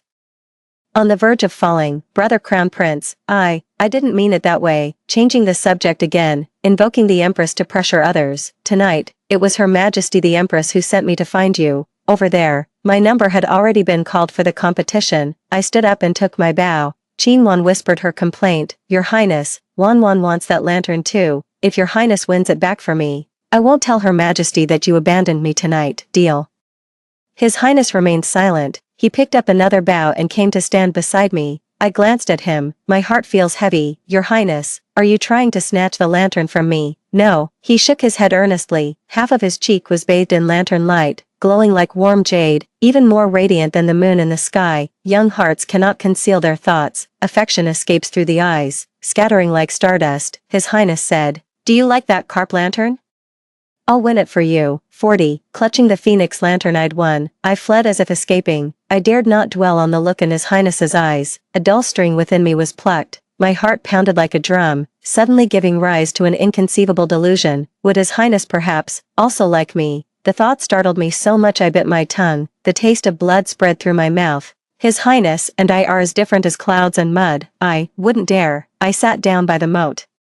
The phoenix lantern drifted away with the water, bobbing and swaying. This lantern is beautiful. I wonder if His Highness from my past life will receive it. My eyes grew moist. Your Highness, I whispered silently in my heart, I will protect the young prince, ensuring his happiness and a smooth sailing life. I swear. When I opened my eyes again, I was startled by the scene on the water. Behind that phoenix lantern, a plump koi lantern had appeared unnoticed.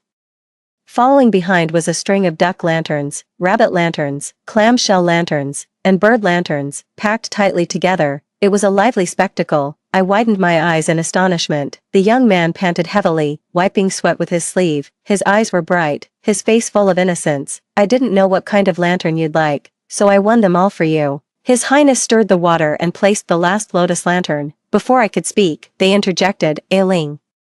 Don't send me away. I just saw you sitting here alone releasing lanterns, and suddenly felt very sad. He tilted his head slightly, studying the expression on my face by the moonlight. Can you tell me who you're giving this lamp to? I lowered my gaze and whispered, an old friend more precious than life itself. His Highness fell silent. After a long pause, he suddenly spoke, as if explaining, I will make it clear to the Empress Dowager, my heart belongs to another.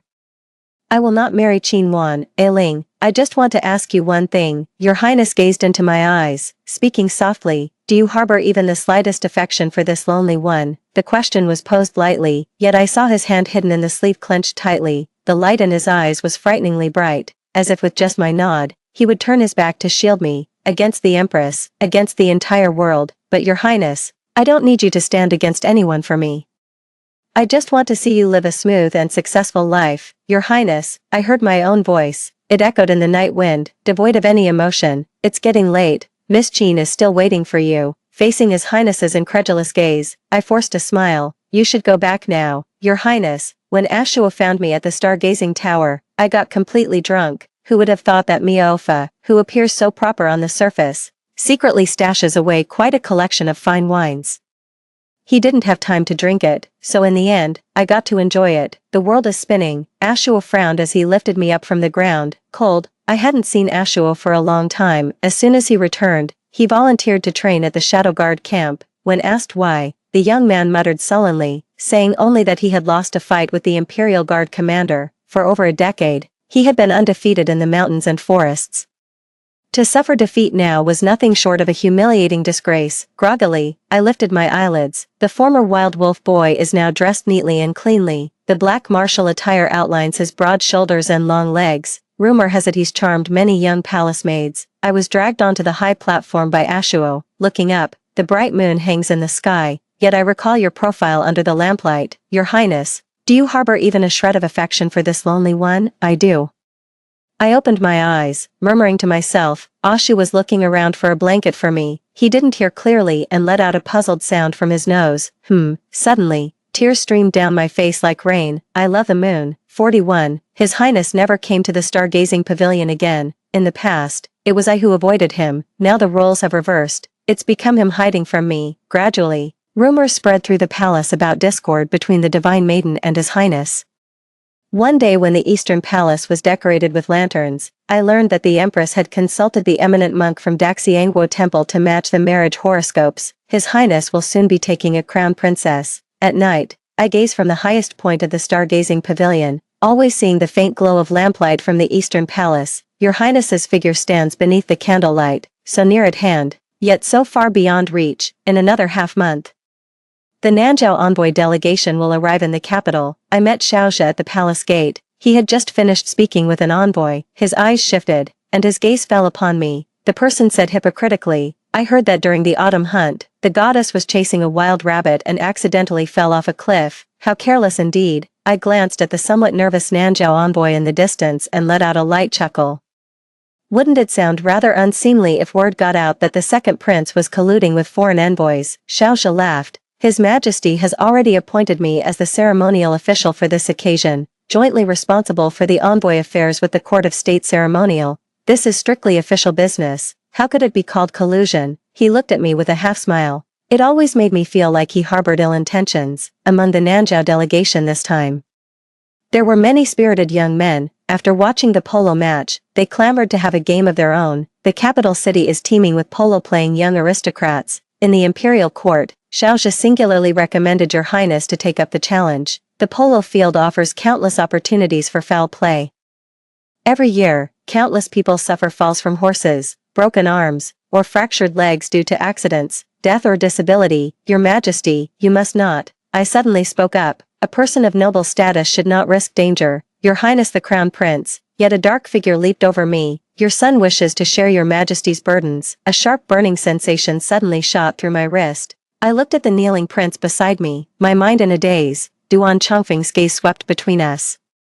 Then, he also volunteered for the mission. This humble general also wishes to share Your Majesty's burdens. 42. I understood the source of the burning pain on my wrist. That cinnabar mole has faded again. The ominous premonition reached its peak on the day of the polo match. Before that day, I had arranged many hidden guards and anticipated various ways His Highness might be harmed. How should I stop it? And how should I protect him? All the plans became useless the moment I stepped out of the stargazing tower. The cinnabar mole on my wrist burned frighteningly hot. The next moment, the world spun around me. I fell into the snow in a most undignified manner, startled the drowsy little guard. Who goes there? The cold spear tip pressed against my neck. I looked up in shock, startling the young guard. And Yunling, a long unheard form of address. I looked around. Then my gaze froze. This was the very spot where His Highness took his own life in my past existence. I'm back. The moment the thought arose, I ran towards Weiyang Hall like a madman. The young guard cried in alarm. And Yunling, you can't go in. Too late. 99 eternal lamps burn quietly, illuminating the dim hall as bright as day. The portrait of His Highness after his enthronement is enshrined high at the rear. I stood dumbfounded, gazing upward at the figure in the painting. He was indifferent and pale, his eyes devoid of both sorrow and joy. My tears fell once again, and Yunling, the new emperor, gazed at me with concern. He is the imperial clansman personally chosen by His Highness, I said woodenly. This portrait wasn't well selected. What about the portrait from when the late emperor was crown prince? The new emperor froze. He looked at me, my face streaked with tears, nearly driven to madness, unable to bear it. He said, when the late emperor was still in his princely residence, he was once deposed, and all his old belongings were burned. This is the only surviving portrait of the late emperor. I asked again, where is the late emperor buried? The new emperor fell silent. I looked at the chief eunuch behind him. Speak. The chief eunuch gritted his teeth. The late emperor's decree was to have his body cremated to ashes and scattered into the rivers after death. May both body and soul perish, never to be reborn as human again through all eternity. Boom. Like a thunderclap exploding in my mind, clutching my chest, I vomited a mouthful of blood with a guh sound. Tears fell like rain. I'm in so much pain, but I can't make a sound when crying. Kneeling on the ground, my whole body convulsing, I realized that the person I love exists in a future time and space. It has truly vanished into thin air. He holds no attachment to this life or this world, nor will he ever receive that phoenix lantern I won back that night. I curled my fingers slightly.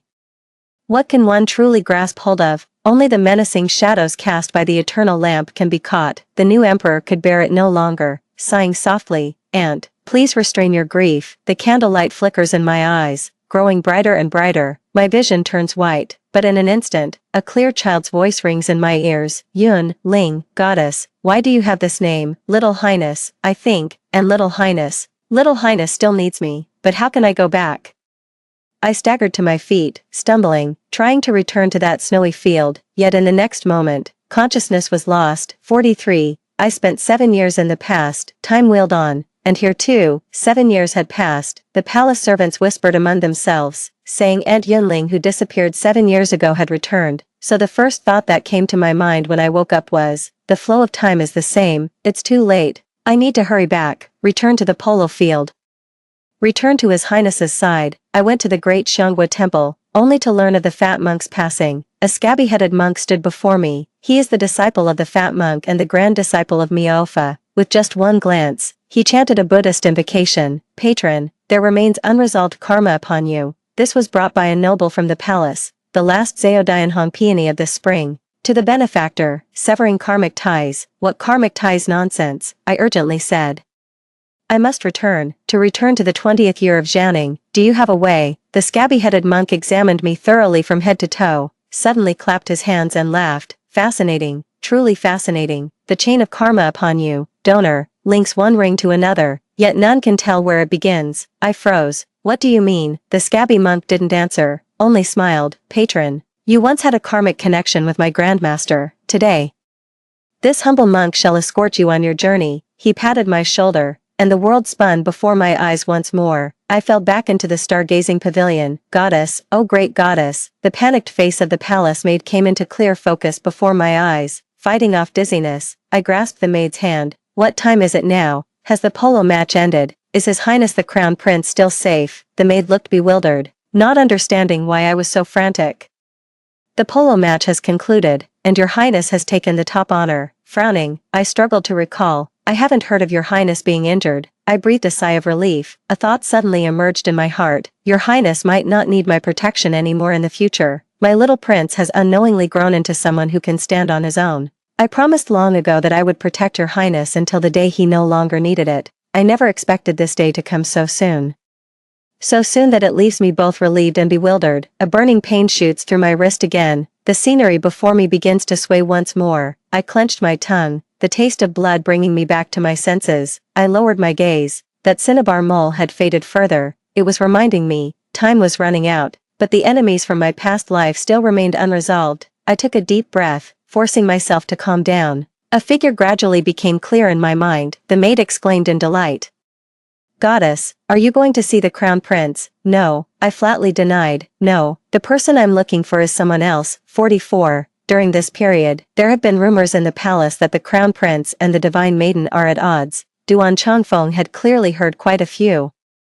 He blocked me at the palace gate several times. Each time, the words he spoke were more or less the same. Your Highness is about to marry a crown princess, yet I still lack a marquise. Don't be so quick to refuse. With the support of the Duke's estate, why would Your Highness still need the Divine Maiden? A fine bird chooses a tree to nest in. If you come to understand this, you may seek me out any time. I greatly admire you. We would make exceptional allies for each other.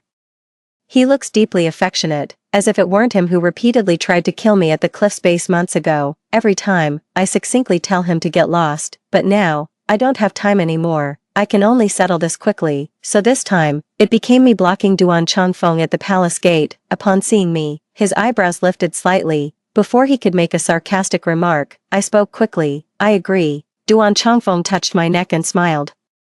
There were bruises left where he once tried to strangle me. A wise man submits to circumstances. If you knew it would come to this, why did you fight me so desperately before? This was the scene His Highness witnessed upon arrival. Poria, my heart skipped a beat. Dodging Duan Changfeng's hand, I guiltily averted my eyes. Your Highness, the dark hem of the robe draped before me. His Highness wore archery riding attire today, looking dashing and heroic.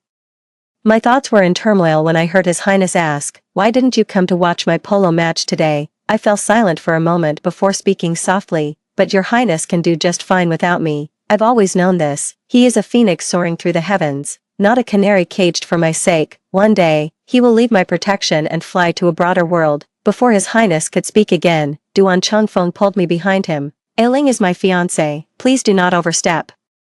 Your Highness, 45, Duan Chongfeng often summoned me to the marquis residence. Sometimes it was for discussing affairs, other times just casual conversation, which he called strengthening the alliance. The benefits of allying with him soon became apparent. That day, while searching for an ancient text in his study, footsteps suddenly echoed from outside. More than one person. I instinctively hid behind the brocade screen, until Duan Chongfeng started talking with that person. Only then did I realize that person was Xiaoxia. He came to discuss the rebellion with Duan Chongfeng. He said the emperor had been secretly poisoned by consort Jin, leaving his health in ruins. Nanzhao has already secretly rebelled. The real General Jinnan died long ago. What stands now is their impostor. The attendants in this diplomatic mission to the capital are all disguised as death warriors, capable of fighting 1 against 100, outside the city.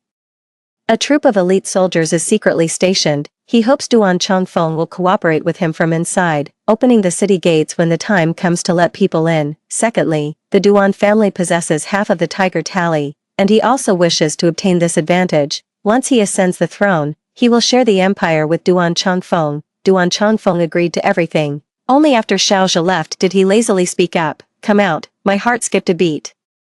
I emerged from behind the embroidered screen, pretending nothing had happened. I came here to look for a book. I waved the ancient tome in my hand, indicating I truly hadn't meant to eavesdrop. Duan Chongfeng looked at me with leisurely composure. You don't actually think I'd follow this idiot in rebellion, do you? He sneered. He's courting death himself and wants to drag me down with him. Utterly foolish. I forced a flattering smile. Young Marquis is most wise. The next moment, a tremendous force struck my shoulder. My lower back slammed hard against the corner of the table, and I let out a muffled groan. You, goddess. In the cramped space, Duan Chongfeng leaned in, firmly pinning me down. Regarding the alliance, I've already shown you my sincerity. What about yours? His hand pressed against my belt. I gritted my teeth. Wait. Duan Chongfeng looked at me with a pair of smiling yet not smiling eyes. Is the goddess perhaps trying to get something for nothing? I calmly raised my eyes, speaking nonsense with a straight face. Why the hurry, young Marquis? Once we become husband and wife, you can share in my longevity. A goddess's lifespan is endless. If you don't believe me, ask anyone in the palace. Over these past 10 years, has my appearance aged even slightly? Duan Chongfeng swallowed hard. His resolve wavered slightly. Got hooked. I'll keep making things up. But before that, I must burn incense and pray to the heavens, fighting back nausea. I slowly grasped the hand at my waist. If one could truly live forever and enjoy endless power, why rush for momentary pleasures? Don't you agree, young Marquis? 46. Soon, news of the emperor's critical illness spread through the palace. Duan Chongfeng received the secret signal and opened the city gates as promised, allowing the men to enter. Xiaoxia led his troops and successfully stormed into the imperial palace. Everything went surprisingly smoothly, until the palace gates closed behind them. Hearing the commotion, Xiaoxia realized something was wrong, but it was already too late. A vast army surrounded them. Duan Chongfeng saw the prince leading troops from the opposite side. He turned to look at me and suddenly smiled. Did you send him the message? I shook my head. It wasn't me. Such a big commotion couldn't possibly escape His Highness's notice. Duan Chongfeng let out an "Oh. If I find out you're betraying us, I won't let you off easy." The prince's eyes swept over with a cold glance. Young Marquis Duan, now is not the time to compete for credit, he said coldly. Right now, suppressing the rebellion is the main priority. My fingers curled slightly as I averted my gaze. This rebel army was completely annihilated before they could even make waves. I caught the fleeing Xiaoxia in the cold palace. This desolate palace nearly trapped him throughout his youth, when he had nowhere left to turn. He chose to return here. Did you think I couldn't find you? I held the longsword, eyeing the dust-covered Xiaoxia. He clutched the bloody hole in his abdomen. Do you hate me this much? I lifted his chin with the tip of my sword. Do you remember what I told you 7 years ago? If you refuse to live in disgrace, then killing you is not unacceptable. I am a man who always keeps his promises. Xiaoxia's blood was nearly drained. His eyes were filled with madness. I'm just unwilling to accept this. In both literary grace and military strategy, in what way am I inferior to Xiaoqi? But the emperor would never let the son of a barbarian woman ascend the throne. Speaking with agitation, he leaned against some grassy bricks and coughed incessantly. So from the very beginning, I was disqualified from competing for the throne. No matter how well I performed, no matter how much the Grand Tutor praised me, the emperor would never spare me a second glance. But why does Xiaoqi get everything I've struggled for so desperately, right from birth? Tell me, shouldn't I hate him? I tilted my head. What does your resentment have to do with me? Whoever wronged you, you can simply kill them. but your highness has never failed you in the slightest. You had no right whatsoever to trample on someone's sincere feelings. I said coldly, also, you're not as clever as you think you are. Just look at this rebellion attempt. The execution was utterly amateurish. Don't even claim you're inferior to his highness in either strategy or martial prowess. You dare say it, but I'm embarrassed to hear it. You are indeed arrogant and utterly worthless. Xiaozhi was so enraged that he vomited blood. The gleaming sword light pierced his throat. It should have ended long ago. 47. The emperor fell gravely ill. A religious ceremony will be held in the palace to pray for blessings. I was ordered to select an auspicious date and oversee this grand prayer ceremony. These days, the cinnabar mole on my wrist has faded almost to invisibility. My mind keeps wandering, constantly feeling like I'll be sent back to the future any moment. There's no time left. A voice keeps reminding me over and over in my heart. There's no time left. This night. I watched the clouds from the high platform, gazing at the sky. A plan suddenly took shape in my mind. The next day, I went to the Marquis's residence. Duan Changfeng heard about my purpose for coming. He seemed somewhat incredulous. You're saying you want me to perform a sword dance on the altar during the blessing ceremony? I nodded without changing my expression. First, His Majesty's grave illness is caused by evil forces invading his body. The young Marquis, being valiant, will surely dispel these malevolent spirits and protect the imperial health. Second, do you remember what I said earlier, young Marquis? Since we are to be wed and share eternal life, we must first make offerings to heaven and earth to inform the deities. Duan Changfeng was so delighted by my coaxing that he agreed. Since he agreed so readily, it's only natural I should repay him in some way. His sword broke during the rebellion suppression, so I'm preparing to gift him a fine sword for his ceremonial dance at the altar. The date for the grand ceremony remains undecided. The emperor's chief eunuch has come to urge us several times. Each time, I managed to send him away with mystical murmurs. The chosen location is at Chaoga Mountain in the outskirts of the capital. I've been observing celestial phenomena every night, all for selecting another auspicious date. The offerings, ceremonial robes, and altar are all prepared. Everything is ready, just waiting for the auspicious day I proclaimed. Finally, one evening, I sent someone to deliver a message to the Hall of Mental Cultivation. It shall be tomorrow. Rubbing my sore, swollen eyes, I descended from the stargazing pavilion, only to stumble upon a thoroughly drunken prince. Hearing the noise, he buried himself in my arms. Don't you dare leave. Seems like he's been lying in wait here for quite some time. I obediently stopped in my tracks, only to hear him whimper pitifully. Today is my birthday. I've been waiting for you here for so long. You didn't come. I was stunned. These days I've been so busy observing celestial phenomena that I actually forgot his birthday. Before I could speak, His Highness interrupted in a muffled voice. I don't want to hear I'm sorry. Silence fell between us. This is your Highness's 17th birthday. In his previous life, this was the year he hit rock bottom, betrayed, dethroned, trampled upon. But not now, not in this life. Never again. The prince in my arms closed his eyes.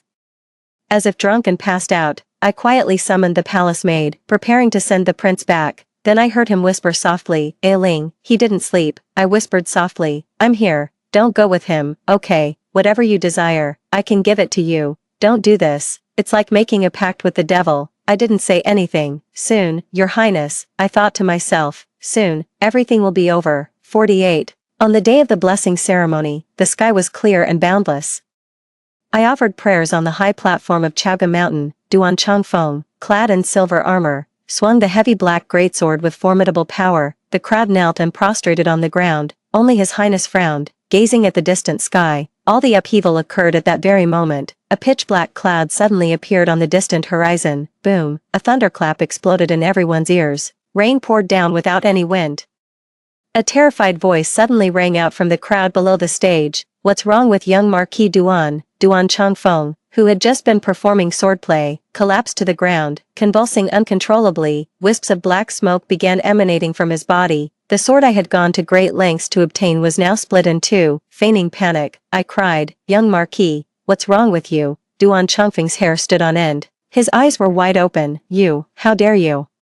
I turned my face slightly and gave him a faint smile. I dare. A sea of blood and deep hatred, not a single day dared to forget. Turn around, kneeling in terror. A thunderclap in broad daylight. This is divine punishment. The people I had arranged in the crowd instantly prostrated themselves, following my fearful kowtowing. Beg the gods to calm their wrath. Beg the gods to calm their wrath. More and more people were being drawn in. Some members of the Duan family were both shocked and angry.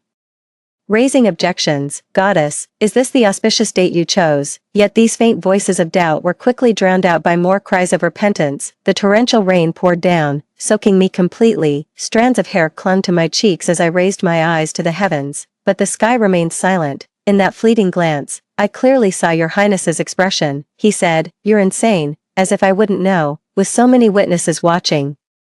Duan Changfeng died. I cannot shirk responsibility. I'm out of time. I originally had many ways to proceed slowly, killing without a trace, so I wouldn't need to take such risks, but I'm out of time. Then it occurred to me, truly, the apprentice surpasses the master. I once taught him to observe clouds and predict rain. Among all present, only he noticed this celestial phenomenon, but none of this matters anymore. I lowered my gaze. The cinnabar mole on my wrist had completely vanished. All the wolves, jackals, tigers, and leopards blocking his path have perished. In this life, he will never shed tears again. 49. The Duan family never intended to let me live past today. They couldn't wait for me to descend the mountain, seeking to kill me amidst the chaos. The ceremonial robes were cumbersome.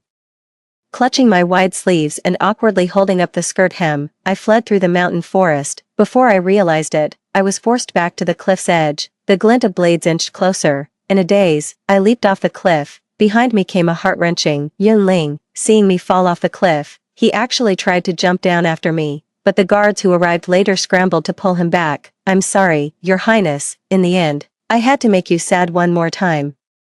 During the rapid descent, a red light illuminated my eyes. It is that radiant palace blossom, mid-air. It follows my descent, as if gazing back at me. Once more, the scabby monk's voice whispers by my ear. "This was brought by a noble from the palace, the last palace illuminating red bloom of this spring, bestowed upon you, benefactor, to sever karmic ties." The howling wind roared past one's ears. The scabby-headed monk clapped his hands and laughed heartily. The karmic ties upon this benefactor form interlocking rings, yet none can tell where they begin. If this is my karma, my destined fate, I fear it not. I reached out and grasped that radiant peony. Tick-tock, I fell from a great height, like a drop of water from the clouds, falling back into the river's flow, upstream in the long river of time. 50. The world spins violently. The soil beneath me is soft as I land back on the ground. Something pricks my cheek, sharp and stinging. Spring grass sways gently, filling my vision. In the distance, palace maids and eunuchs knelt in prostration across the ground. The empress helped me up, unable to conceal her excitement. The gods have manifested. The immortals have revealed themselves. I blinked in confusion. The queen before me appeared to be in her early 20s. Her raven hair flowed like clouds, looking remarkably youthful. Did I travel back in time? My gaze swept across the surroundings, the altar, offerings, musicians, and high priests. Belatedly realizing that some sacrificial ceremony was being held in the palace, the empress grasped my hand. "Has the immortal come specially in response to this palace's prayers?" I was still wearing the elaborate and magnificent ceremonial robe from the. It does seem possible to be mistaken for a deity. Meeting the empress's eager gaze, I cleared my throat lightly, feigning composure. "I happened to pass by while traveling and came to investigate upon hearing the music." "What does your majesty seek?" Upon hearing this, the empress attempted to perform a grand bow to me. "I beg of you, immortal one, save my child." I flusteredly helped her up. Only then did I notice the slight bulge in the empress's abdomen. She was already several months pregnant. The empress had borne only one child, His Highness the Crown Prince. My pupils contracted sharply, nearly unable to believe it. Meanwhile, the empress had already explained the whole story from beginning to end. It is currently the 3rd year of Jianing. The empress was poisoned by villains during her pregnancy. By the time it was discovered, it was too late. The toxins had already penetrated the fetus's body. The imperial physician only had time to remove the toxins from the mother's body. As for the rest, there's nothing more to be done. It was only said that if the poison couldn't be neutralized within 100 days of the child's birth, once the poison reaches the heart and lungs, death is certain. With tearful eyes, the empress pleaded, "Immortal one, is there a solution?" I fell silent for a moment. "Your Majesty need not worry, I have a solution." In the previous life after ascending the throne, His Highness's chronic illness proved incurable, and his health deteriorated day by day. I inquired everywhere and learned that in Nanzhao there was a moon god herb capable of curing all ailments, so I sent someone to seek it. Who would have thought that the only news to come was that the moon god grass had been taken by 2 Central Plains people over 20 years ago. Calculating by the current timeline, the moon god grass is most likely still in Nanzhao. If I act quickly, I might be able to get there before those two. The queen received my affirmative reply. so excited that I didn't know what to do, with tears in her eyes. She shyly pressed my hand against her belly. "Don't be afraid, cheer," she said gently. "The Queen Mother has invited immortals to save you." My hands were stiffer than wood. The next moment, the Queen's belly twitched. A very light touch brushed against my palm. I nearly shed tears. 51. I'm going to Nanjiao to seek medicine. Just after leaving the city, I met a monk. Because I didn't pay, the shopkeeper chased me for 10 blocks, all the way out of the city. When I saw him, he was squatting under the city wall, on the verge of tears, drawing circles. "Master, I don't want to travel anymore. I want to go back to the temple." The shopkeeper pinched his ear fiercely. "Cut the crap, 10 steamers of buns, no payment, no leaving." The monk felt wronged. "The master said we don't need to pay when collecting alms in town." The shopkeeper flew into a rage. "Have you ever seen a monk eat meat buns? You fake monk. Pay me back. I can't stand it anymore." The monk's figure seemed vaguely familiar, as if I'd seen him somewhere before. So I fished out a silver ingot from my robe and tossed it over. The shopkeeper beamed as he caught the silver ingot. Before leaving, I fiercely threatened the monk again. "You cheater, if I see you again, I'll break your legs." The monk made whimpering sounds. I sighed and was about to leave. The monk suddenly looked up. Those were eyes that could be called stunning, clear and bright, like mountain snow and dew on leaves. "I've seen this person before." The monk smiled and said, "This humble monk is Miaofa. Greetings to you. I've been pestered by Miaofa." This person was riding a donkey, clip-clopping along behind my horse, chirping and chattering, even noisier than sparrows. I numbly closed my eyes. Along the way, I've thoroughly investigated his background, or so he claims. For instance, he's a 15-year-old monk from the great Xianghua temple. The abbot said he was fated not to live past 25. Might as well let him descend the mountain to wander the world. This man lived by the creed that life is short, so seize pleasure while you can. Just 1 month after descending, he broke his vows and swaggered into a gambling den, lost all the silver, then went everywhere begging for alms, and very picky too, refusing vegetable buns and only eating meat buns. Meanwhile, Miaofa was still chattering away. The little monk suddenly thought, "I've never tasted wine before. Yunling, when are you taking this little monk to steal some wine?" I couldn't take it anymore. "Why does it have to be stealing?" Miaofa said righteously. "Because it's both thrilling and breaks the precepts." I remained silent for a long moment before speaking with difficulty. "Can I ask you a question?" "Please go ahead, benefactor," Miaofa said with a smile. This humble monk will speak without reservation and hold nothing back. "I'm breaking down. Why are you following me? Is it because following me is exciting and breaking the rules?" Miaofa shakes her head. "You're the only one who's paid me any attention since I came down the mountain, so, this monk has decided to follow you. How can this person be so shameless?" 52. With the wondrous method at hand, we journeyed day and night, doubly exhausted. Spring passed and summer came. It had been a month since leaving the capital. I looked at the map, then at the mountain forest before me. Finally, with despair, I confirmed that we had taken the wrong path. To reach Nanjiao, one should head southwest, yet we were traveling due west. We arrived at Bailu Mountain. Miaofa poked my shoulder. The voice was cautious. "Yunling, do you think that black thing with green eyes ahead is edible?" I looked up impatiently. "What nonsense are you spouting, AG?" My voice abruptly cut off. Beneath the moonlight, within the mountain forest, dozens of pairs of eerie green eyes locked onto us. I gasped in shock. Miaofa remained completely unaware of the danger and began counting on his fingers, 1 for grilling, 1 for roasting, and 1 for...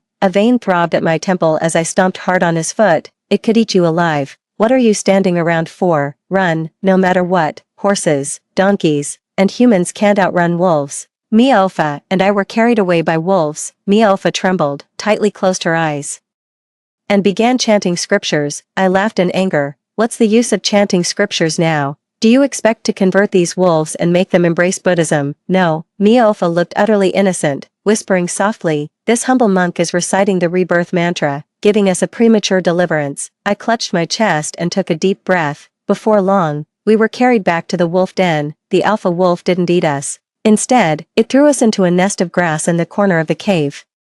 Hiss! Miaofa was dazed from the fall, rubbing his round head. He was just about to sit up. Suddenly, he touched something scalding hot. He instantly screamed and jumped up. "Yunling, help me." I followed his terrified gaze. In the grass nest of this wolf den, there was a baby. Moreover, his whole body was burning with fever. I withdrew my hand from the scalding heat and looked up, meeting the eerie green glow of wolf eyes. "You want me to save him?" The alpha wolf let out a mournful whine. As if in response, I felt the baby's pulse. Thanks to my past life, I even studied medicine to care for the sickly little phoenix. I quickly diagnosed that the child had heat stroke. I gathered several medicinal herbs in the mountain forest, crushed with gravel, then fed into the baby's mouth. After a few days of such care, the illness gradually improved. Apart from nestling against the mother wolf's belly to nurse, the baby would just stare at us with round, bright eyes. Miofa clicked his tongue in amazement. His courage returned, and he babbled playfully with the baby. When the baby cried, he returned it to the mother wolf. The toothless baby, enraged, bit him. The mother wolf turned her head to glance at him. Now, Miofa has finally behaved. I noticed many mosquito bite rashes on the baby's body, deciding to go all out and being kind. I picked some insect-repelling and calming herbs to make a sachet for them. Then, I froze. The sachet at hand was the one I promised to make for your highness after the autumn hunt that year. In the end, due to the empress's plea, I couldn't give it to you, so I've kept it with me ever since. Unconsciously, the image of Ashua's old, worn sachet surfaced in my mind, the newly offered fabrics from the Eastern Palace, clumsy embroidery, and yet, that night on Egret Mountain, Ashua bid farewell to the dead old wolf, stumbling over his words as he spoke of repaying kindness. I suddenly stood up. In the cave, the infant was nestled against the mother wolf's belly, sleeping soundly. I stared blankly at his sleeping face. The contours of his brows and eyes indeed bore traces of the future Eastern Palace's chief covert guard. Miofa peeked her head out. What's wrong? Do you know this kid? I turned back in a daze. Miofa blinking those innocent eyes. What on earth is wrong? The words escaped my lips. Why are your eyes blind? Why, after 9 years apart? Had he lost those exquisitely expressive eyes? Miofa flew into a rage. Yunling, you've cursed me. I belatedly realized how inappropriate those words were. Sorry, I had a momentary lapse of judgment. No worries, no worries. Seeing my silence, Miofa waved her hand nonchalantly. This humble monk isn't angry at all. After all, this monk has less than 10 years left to live. I certainly won't live long enough to grow dim-sighted. Haha, I left White Heron Mountain, leaving behind an insect-repelling sachet to calm the mind. 17 years later when we meet again, we'll recognize each other by this token. Under the moonlight, I turned my horse around and took one last look at the Indigo Mountain ranges. The wolves howled at night, wailing like lamentations. Ashuo, you must grow up well. 53. In early autumn, we arrived in Nanzhao. The crowd was bustling with activity. Miofa dragged me into the throng to see the excitement. After watching for a while, it turned out to be a Central Plains sojourner who had eloped with the high priest's most beloved youngest daughter. Fortunately, the guards noticed in time and captured the eloping pair. The priest was furious and is now parading that Central Plains man through the streets. I looked up and gasped in shock. The Central Plains man was confined in a prisoner's cart, head bowed yet spine held straight. This is clearly the young Grand Tutor Gu Yen. The identity of the high priest's most beloved youngest daughter is practically on the tip of everyone's tongue. I silently tugged at Miafa's sleeve. Stop staring. We still have important matters to attend to. We came here seeking medicine. Miofa was watching with great interest, but I dragged her out, and she kept looking back reluctantly step by step. I thought expressionlessly. Later, when you became the state preceptor, this star-crossed couple, one first entered the palace as a noble consort. The other later became the grand tutor. You'll have plenty to see. I presented the token from the queen and soon met the high priest. His Majesty and Her Highness are willing to exchange 10,000 taels of gold and countless rare treasures for the moon goddess herb. The white-haired high priest half closed his eyes. He shook his head. He only said that the moon god grass was Nanja's treasure, and he couldn't comply with the request. Not even 10,000 taels of gold could sway him. In the previous life, how did those two Central Plains people retrieve it? The high priest saw we weren't moving. He urged us again. You too, please leave. I felt as if struck by lightning, suddenly realizing something, and looked at Miofa in disbelief. The two Central Plains people mentioned in the rumors, could it possibly be me and Miofa? Miofa noticed my dazed expression. He patted my shoulder to comfort me. What's with that surprised look? Clearly you've never been rejected before. As he spoke, he winked at me, lowering his voice. Let's go first. This monk has an idea. 54. At midnight, I stared at the person whose face was completely concealed by a black cloth. My gaze wandered over that shiny bald head before I reluctantly looked away. Can't bear to look, I said sincerely. The disguise was perfect, but please don't do it again. Miofa frowned. Why do I feel like I'm being insulted? I faked a smile. Someone as clever as you would never think that, right? Miofa finally realized I was being sarcastic. He flew into a rage. After much fuss, they covered my face as well. Miofa admired his handiwork, clapping in satisfaction. Thieves on the move. This thief's operation didn't go smoothly. There are way too many patrolling guards. Miofa and I exchanged glances, even through the black cloth.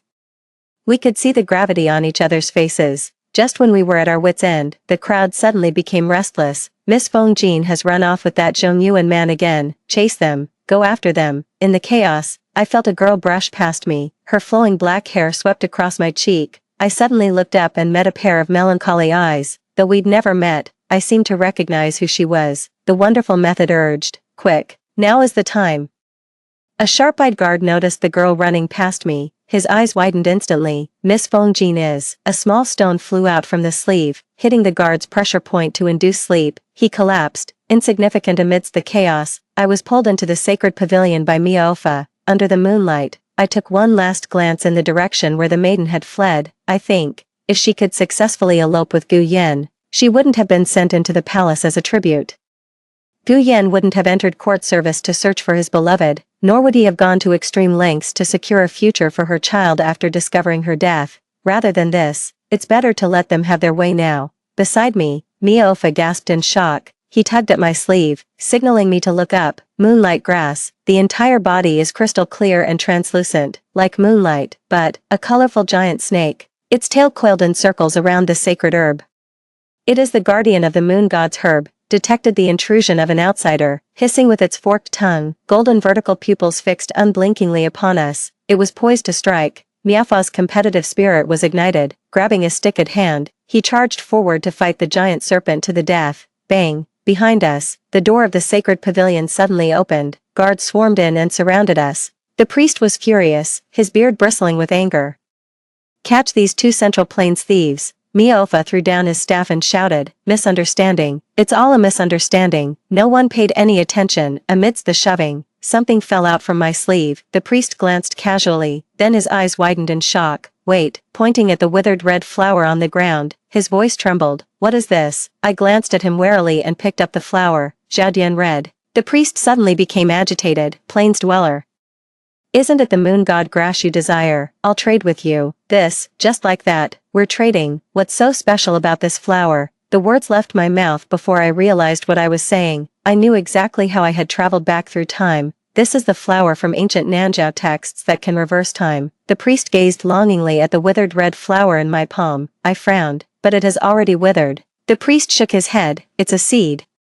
He traced a faint totem over his chest, his gaze devout. "So, it truly exists after all." My temples are throbbing violently. This Zaodianhong flower, the scabby-headed monk claimed, was a gift from a noble in the palace. And in the entire palace, there's only one Zaodianhong tree, presented as tribute from Nanjiao the year His Highness ascended the throne. Therefore, over 20 years later, the Zaodianhong peony presented as tribute by Nanjiao, its flowers carried me back through time, leaving behind its seeds. Yet without the seeds in the first place, how could we have grown that future Zaodianhong peony? Cause, effect, each and every incident makes my head split with pain. Perhaps, a thought gradually becomes clear in my mind. Causality is not a straight line, but a circle. Thus, cause and effect can be reversed. A cause can become an effect, and an effect can become a cause, and the past, present, and future exist simultaneously in this long river of time. Countless versions of myself rush about at various points in time. We create cause and effect at the same moment. We are working together to save your highness, but where does this circle begin and end? The laughter of the scabby monk rang in my ears once more, the shadow looming over the skies of bygone days. At this moment, like a reawakened specter, the karmic threads upon you, donor, are interlinked like rings, yet none can tell where they begin. Upon leaving the borders of Nanjiao, the guards escorted the fleeing Feng Jin past us. I looked carefully but didn't see Gu Yan among them. This time, she was the only one caught and brought back. She had failed again. I turned my head to see the maiden bowing her head like a withered flower. Soon, she would be sent as the most beautiful tribute from the southern lands to the imperial city 1,000 miles away. People no longer remembered her original name. All that remained of her was the title of Noble Lady Rong. Such is life. Such is death. 55. Traveling day and night, I finally returned before His Highness's 100-day celebration, witnessed with my own eyes as the young prince consumed the moon god herb. I just breathed a sigh of relief. Looking down, I saw this soft white little thing staring at me unblinkingly. My heart melted completely, unable to resist. While the queen wasn't looking, I gently touched his chubby little hand. Immortal being. After giving their instructions, the queen and her maids were about to turn away. I silently withdrew my hand, but the little prince caught my pinky finger. The queen turned her head and caught me red-handed. She smiled gently. May the immortal bestow a courtesy name upon Cheer, as a blessing. At that moment, I remembered the palace legends. On the little highness's 100th day, a wandering immortal came by and gave him the courtesy name Phoenix. I suddenly began to tremble. The empress gazed at me expectantly while the little highness babbled and reached out his hands toward me. My tears fell. Then, I heard my own voice, soft and hoarse. I said, Phoenix, the phoenix must be reborn from ashes. But you don't need to, your life has been smooth sailing. You will always be that bright and proud little phoenix. Countless calamities, I'll bear them for you. 56. The next day was the prince's 100-day celebration. The empress prepared the joie ceremony in advance and invited me to witness it. And then, I saw, the young lord passed by the dazzling treasures before his eyes. He grabbed hold of my sleeve. He giggled with delight. The queen looked somewhat embarrassed. Immortal one, cheer meant no offense. I stared blankly downward, meeting those crescent moon smiling eyes. Like fate's prophecy, the words came true. It's fine. A harmless little episode. The sun grew increasingly intense, and for a moment my consciousness wavered. The sky changed colors, radiant with sunset hues as auspicious clouds rolled. Everyone was startled by this extraordinary celestial phenomenon. They all congratulated the emperor and empress on the throne, saying the young prince must be extraordinary. Miaofa put down the pork knuckle, her mouth smeared with a ring of sauce. Yunling, what's wrong with you? You look terrible. The voice snapped me out of my daze. Only then did I realize I was drenched in cold sweat. A faint, chilling voice suddenly echoed by the ear. The causal loop is closed. It's time for you to return. On the high platform, the little prince seemed to sense something and began to cry. Miaofa exclaimed in shock. Yunling, your hand. The hands beneath the sleeves were becoming nearly transparent. He tried to grasp me, but his hands passed futilely through my translucent form.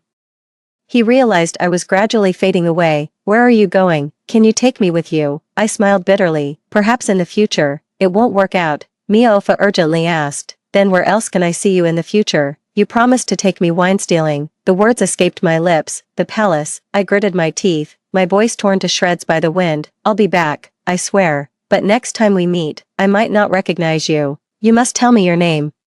Miaofa shouted at the top of his voice. Okay, this humble monk has prepared wine, waiting for you to drink. But how much longer must this humble monk wait for you? My mind went completely blank. How long will it take? The first time I traveled back, I returned to the 12th year of Jianing. I met the young prince, and I also encountered Miaofa. Before anything could be said, news of his nirvana followed immediately. It suddenly dawned on me. I promised Miaofa our next meeting would be our last in this lifetime. In the next moment, everything before my eyes vanished. In the boundless white void, that celestial voice sounded again. You saved him once, yet trapped him for a lifetime. Such is fate, such is destiny. I asked, trembling. Can you tell me why Miaofa went blind? His fate was sealed, aging 10 times faster than mortals. Because of your single word return, he feared you wouldn't recognize him. Traded a pair of eyes to the gods for eternal beauty. In that instant, memories came fluttering before my eyes, finally settling on the dozens of fine wine jars I'd found in the stargazing pavilion. At the time, I still thought, the monk Miaofa appears solemn and proper,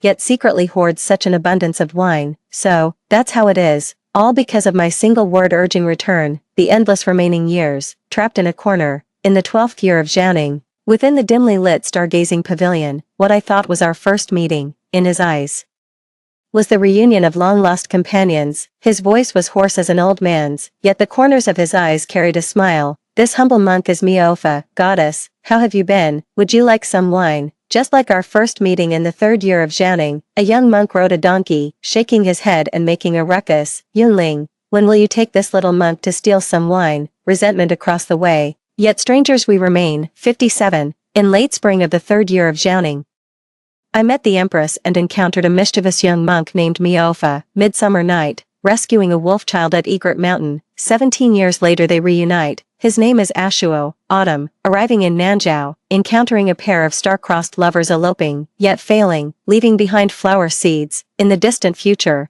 Nanzhao celebrates the new emperor's ascension with scarlet palace blooms. Early winter, returning to the palace with moon goddess herbs.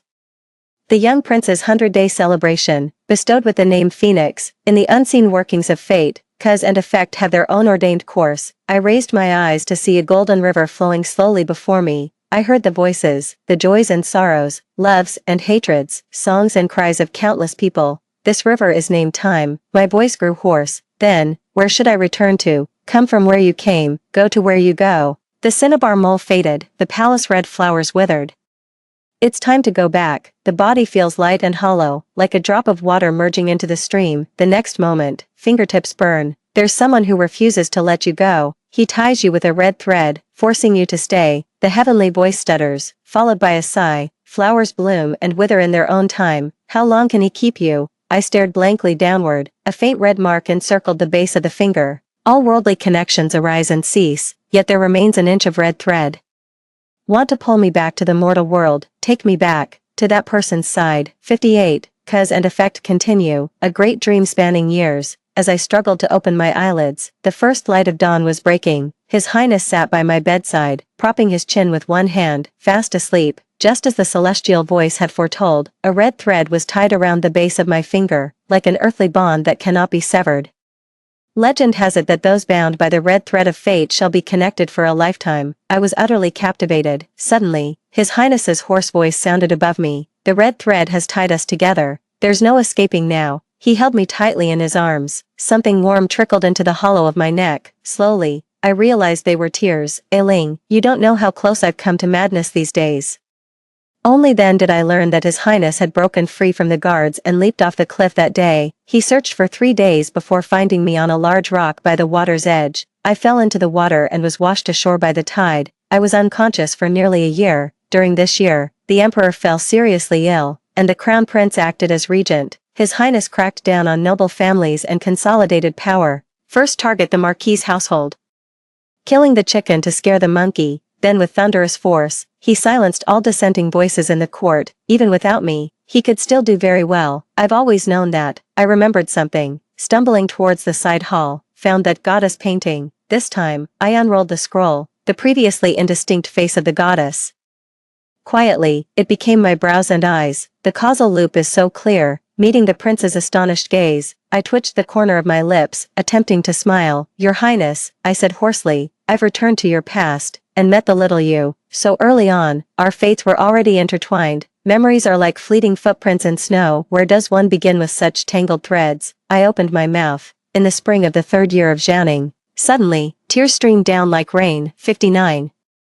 The emperor passed away on an ordinary winter day. The chief eunuch cried out, Your Majesty, and dashed his head against the imperial bed, dying on the spot. This was the last trace of bloodshed in the Jianing era. One era came to an end, while another began to unfold. At year's end, it was His Highness's coronation ceremony. As I had wished, he finally stepped into that glorious future that belonged to him, unblinking. I gazed at the young monarch upon the white jade platform, imperial robes, a 9-tasseled crown, adorned with gold and jade. Each and every piece was personally dressed by me for him. His Highness originally wanted me to serve as the ceremonial officer, but I refused. These days, my episodes of mental distraction are becoming increasingly frequent. That was the sign of my impending departure again. Tianyin is right. Your Highness cannot keep me. Amidst the mountains echoing long live, I kneel and prostrate myself, chanting, Long live our emperor.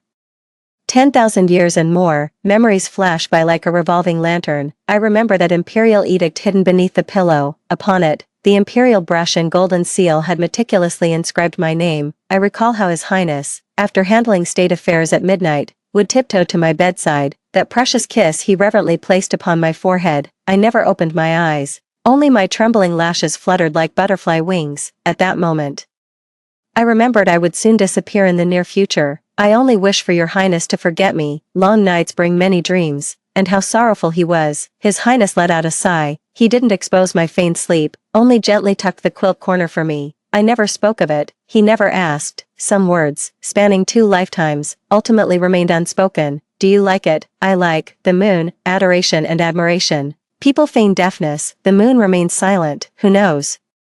Only the wind that swept through the hall that night knew. Long, long ago, the little prince once asked me a question. Will there come a day when the goddess is no more? The child's clear, innocent question still echoes in my ears. Back then, I was left speechless. Now, at last, I have the answer. By By then, your highness will undoubtedly be renowned throughout the land. Fear not the lack of friends on your journey. For who in this world would not recognize a man of your caliber? So, little prince, don't be afraid, the red thread snapped, slipping from between my fingers in that instant. Once again, I heard that celestial voice. It's time to return, I whispered softly. Where will I go? The origin is the journey home. The origin. I froze for a moment, then suddenly laughed. All phenomena are empty, yet karma is not. Who am I? I am a nameless beggar from Pomegranate Blossom Lane. I am a mad dog by his highness's side. I am but a tiny mayfly in this long river of time. 60. The long street lies silent under falling snow. Pomegranate Flower Lane is blanketed in endless white. From the depths of the filthy alleyway, two distant barks of a dog echoed. The origin of everything was here, after all. Gazing at the pale moon veiled in snowy mist, I chuckled foolishly. The moon should forever hang in the sky. My lord should sit high upon the clouds, untouched by worldly dust. I yearn for someone gentle and pure as moonlight. Though I dwell in the mud, I dare not taint him.